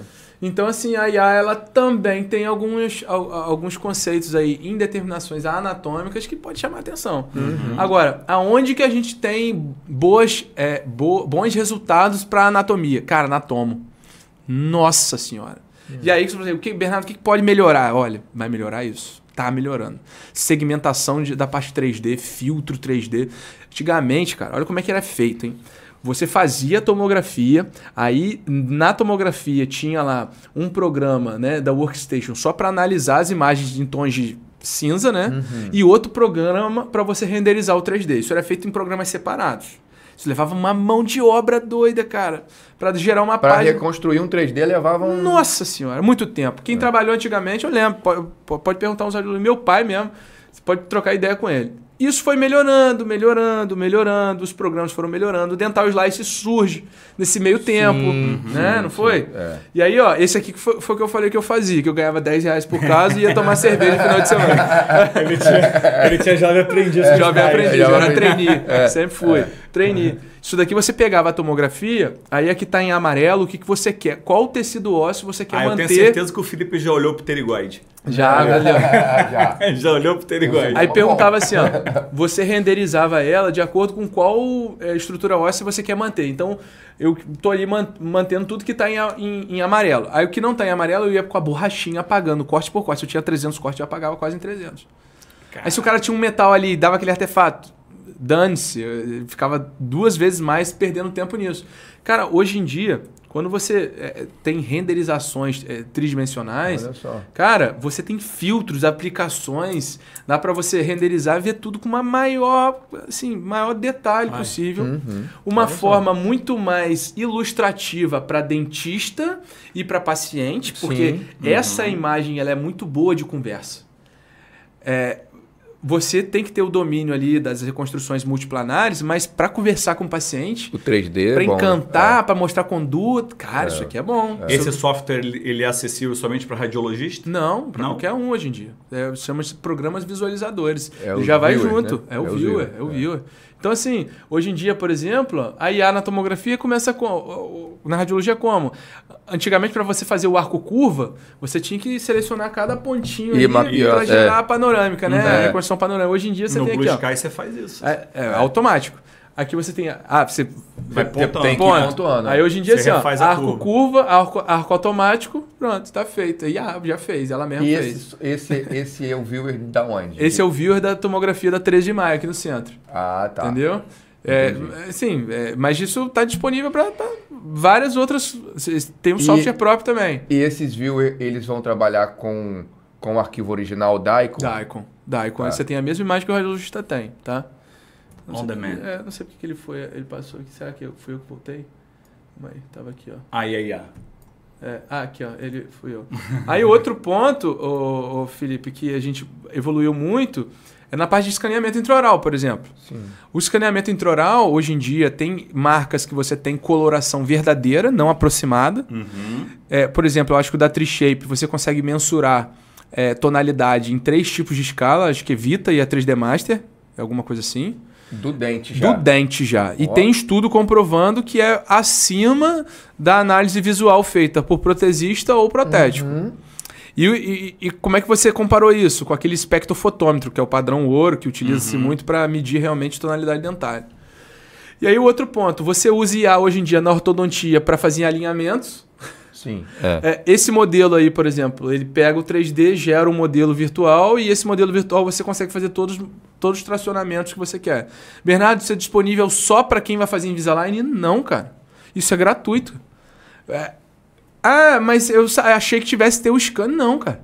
Eles não dão essa informação completa porque eles querem que você compre. Compre o scan. Mas quem troca uma ideia comigo, vai lá na clínica, eu ensino como é que... Inclusive tem um vídeo meu no YouTube com mais de 25 mil visualizações que eu ensino isso daí passo a passo como é que faz. Caraca, vão passar o Bernardo. Entendeu? Vamos fazer queima de arquivo o Bernardo. Entendi. E é assim, ó, é aquele videozinho assim, o que não te contaram sobre fluxo digital na ortodontia. Isso a Globo não eu mostra. sou persona não grata em congresso da Invisalign. Da Invisalign, né? Persona não grata, porque eu abri o jogo pra qualquer um. A gente não vai tanto para caso tradicional da ortodontia, como para caso não. Você escolhe. Você recebe o arquivo, baixa no seu laptop. E, cara, e tá tudo disponível no site. É porque as pessoas realmente não... Às vezes não querem ir atrás também, querem comprar... Pessoal, só entrar no Instagram do Bernardo, manda mensagem pra ele. Bebê Freire, manda o link. E aí ele fala tudo pra vocês aí. Outro ponto, antigamente, para você fazer um planejamento virtual, você tinha que marcar ponto em comum entre 2 exames. Tomo e escaneamento. Sim. Isso. Quem viveu essa época. E aí é o seguinte, você marcava quais pontos em comum? Coroa dentária, certo? Porque as coroas você tem nas duas. E aí você rezava para ela casar. E você analisava e tinha lá o desvio padrão. Sei disso porque a gente, para planejar endoguide, era um inferno isso daí na nossa vida. O desvio tinha que ser mínimo. Hoje em dia, como? Você botou o Daikon, botou o STL, o próprio software... Une os dois. Sozinho, cara. Sozinho, cara. Que isso? Que praticidade. Eu levava muito tempo para fazer isso, cara. Por R$10. É muito injusto, entendeu? Então, aí pronto. Hoje em dia, por exemplo, o Blue Sky, para mim, é o software que ele realmente tem seu destaque no cenário mundial da Odonto, Né? porque ele trouxe todas essas flexibilidades, versatilidades de forma gratuita. Você só paga se você exportar. E você, quando baixa, você tem direito a exportar uma gratuita, eu acho. Acho né? que duas agora. Duas agora. Então, assim, todo mundo que entra lá no curso te pede, ó, baixa aí que você tem. Até o final do curso você tem duas exportações. E a impressora 3D, como é que era? Pô, era 50 mil reais a primeira, né? Pra vender. Hoje em dia você tem 3 mil reais. Tem. Dois. Aquela é Lego da... E hoje, na época que eu comprei, cara, não tinha no Brasil, nem nada, curadoras. Sim. Não tinha. Sabe como é que eu curava? Eu conto pra todo mundo. Comprava... Fui no centro, comprei aquela luz UV que botava unha postiça. Sei. Botava um termômetro pra ver a temperatura, marcava o tempo. E depois a cura com álcool isopropílico. Na loucura, batendo ali. Então, o que fala? Você, de 2017 pro início, pra 2025 hoje... Menos de 10 anos, cara. Você pode até se aposentar, pô, nessa área aí, porque já evoluiu muito. Menos de 10 anos, o seu trabalho escravo foi... Já foi, acabou. Lei Áurea bateu na odontologia digital, dá pra todo mundo. Então, assim, você tem muita tranquilidade, softwares intuitivos, e o próximo passo é o quê? Tem um colega meu, professor Rocharles, hoje em dia ele é professor da USP, lá em Ribeirão Preto, e ele fez parte de um grupo de estudos da Bélgica, que é em Leuven, a universidade mais destacada de radiologia do mundo. E os projetos que eles estão tirando é justamente esse. É você ter, dentro de programas de tomografia, reconstruções e segmentações automatizadas para anatomia. Então você vai conseguir segmentar seios maxilares, alvéolos dentários, canais da mandíbula. Não só canais da mandíbula, mas dentes, tá? Isso daí você reduz cerca de 37% vezes o que o humano faria sozinho, que era o que eu fazia. Sim. Entendeu? E eu achava muito difícil. Vias aéreas superiores, tá? Imagina só você planejar um caso como esse, já sabendo quanto de disponibilidade óssea teria antes da exodontia. Olha que beleza. Como é que é a inclinação daquele alvéolo? Como ficaria aquele alvéolo? Quanto de gap você precisa preencher de biomaterial? Você vai ter essas ferramentas de você vai clicar ali e mensurar ela vai mensurar volume. Exato, pô. Você já faz as contas todas. Porque você tinha que ficar fazendo conta, né? E outra coisa, até para você poder passar uma previsibilidade orçamentária para o paciente. Você já vai fazer isso com uma precisão. Você sabe que você vai gastar 1 grama de biomaterial, vai gastar 2. Então a gente está chegando nessa fase aí, ó, onde a gente vai conseguir segmentar isso de uma forma muito mais automática, inclusive o canal da mandíbula e o canal incisivo, que é a extensão medial dela, tá? E o próximo passo que a gente tem visto daí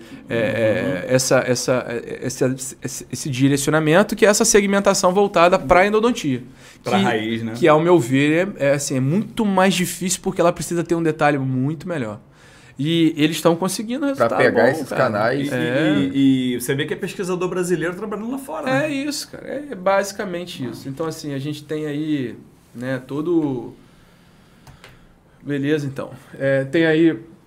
Pode voltar o... Isso, o negócio, isso aí. Ele quer se ver no vídeo. Ele quer se ver. Ele tá se vendo. Não, tá feliz. Aqui, a tela de cá, né? Então, o negócio a gente vai inflamando, vai falando, né? Novidade. Mas é basicamente isso. Então, eu acho que são todas as novidades que tinham, que eu sei, pelo menos eu coloquei aqui. Rapaz, é um galã, na né? mesa. Porra, galã, doutor, cara inteligente. Um galã fora do peso. E fazedor de filho bonito. Isso aí. Tem 3 meninos lindos lá, né? Inclusive tá precisando pescar, né, bicho? Tá. A gente já tá tentando combinar isso, já tem tempo, né? Caraca. Aí, relembrar a infância. Aí vai tirar a credibilidade do papo de boca. Aí papo de boca vai ser papo de pescador.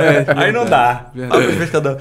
Gente, olha, essa aula foi maravilhosa. Um aprendizado enorme. Você pediu assim, Bernardo, tem como preparar alguns slides, que o Felipe também fez. Falei, cara, eu me senti pressionado. Mas como quando o papo é bom, né? A gente não olha pro relógio, o negócio vai indo, vai fluindo. Passou, né? Aqui não é nada planejado. Aqui a gente deixa à vontade, vai falando. E assim, para quem vai assistir agora o episódio, vai ser uma grande aula, um grande aprendizado. Eu tenho certeza que a maior parte de quem vai assistir essa aula não tem a menor noção do caminho que a gente está trilhando aí para frente, né?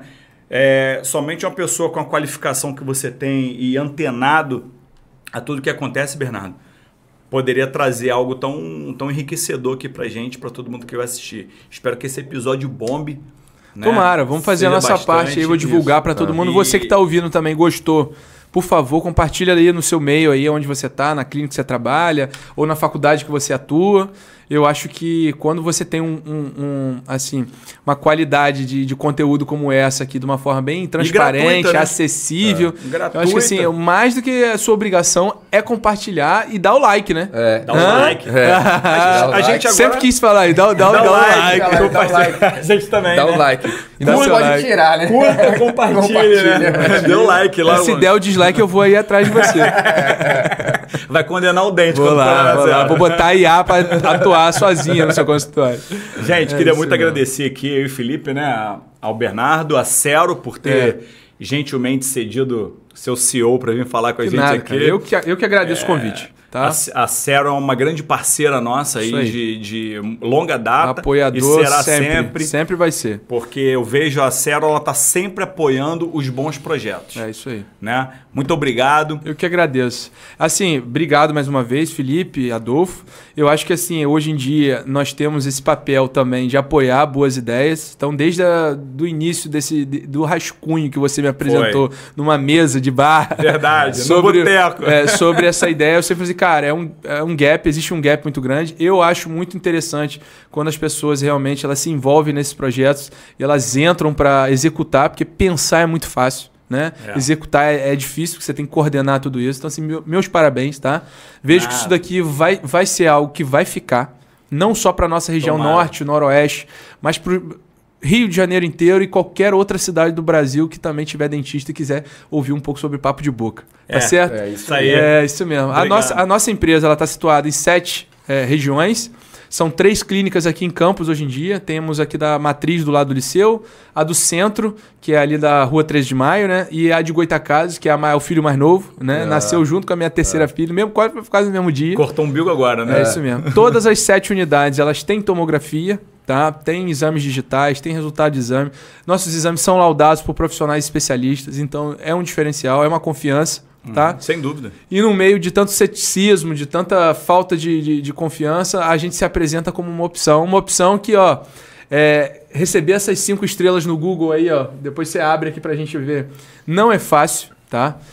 A gente tem boas avaliações em todas as nossas unidades. Quem atende público e tem serviço como empresa, acho que sabe o grau de dificuldade que é isso. De receber essa... eu não tenho um produto, tá? O meu produto ele é um serviço de atendimento. Então, é mais difícil.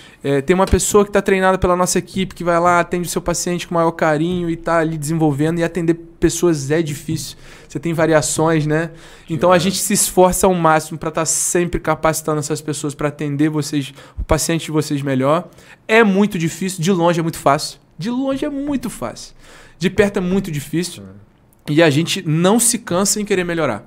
E eu acho que esse é o nosso projeto, tá? Então, muito obrigado. Vocês que confiam na gente lá, são indicadores. Lá a gente fala com o dono. Lá a gente fala com o dono. A gente fala com o dono e com o laudador. Estou à disposição. Né? É isso mesmo. É isso aí. À disposição de vocês. Obrigado.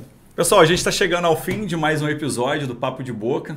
Aqui com o Dr. Felipe Porto, meu parceiro nesse projeto. Mais um Papo de Boca. Mais um Papo de Boca, né? E a gente espera encontrar com vocês o mais rapidamente possível. Apresenta né? a sua agenda.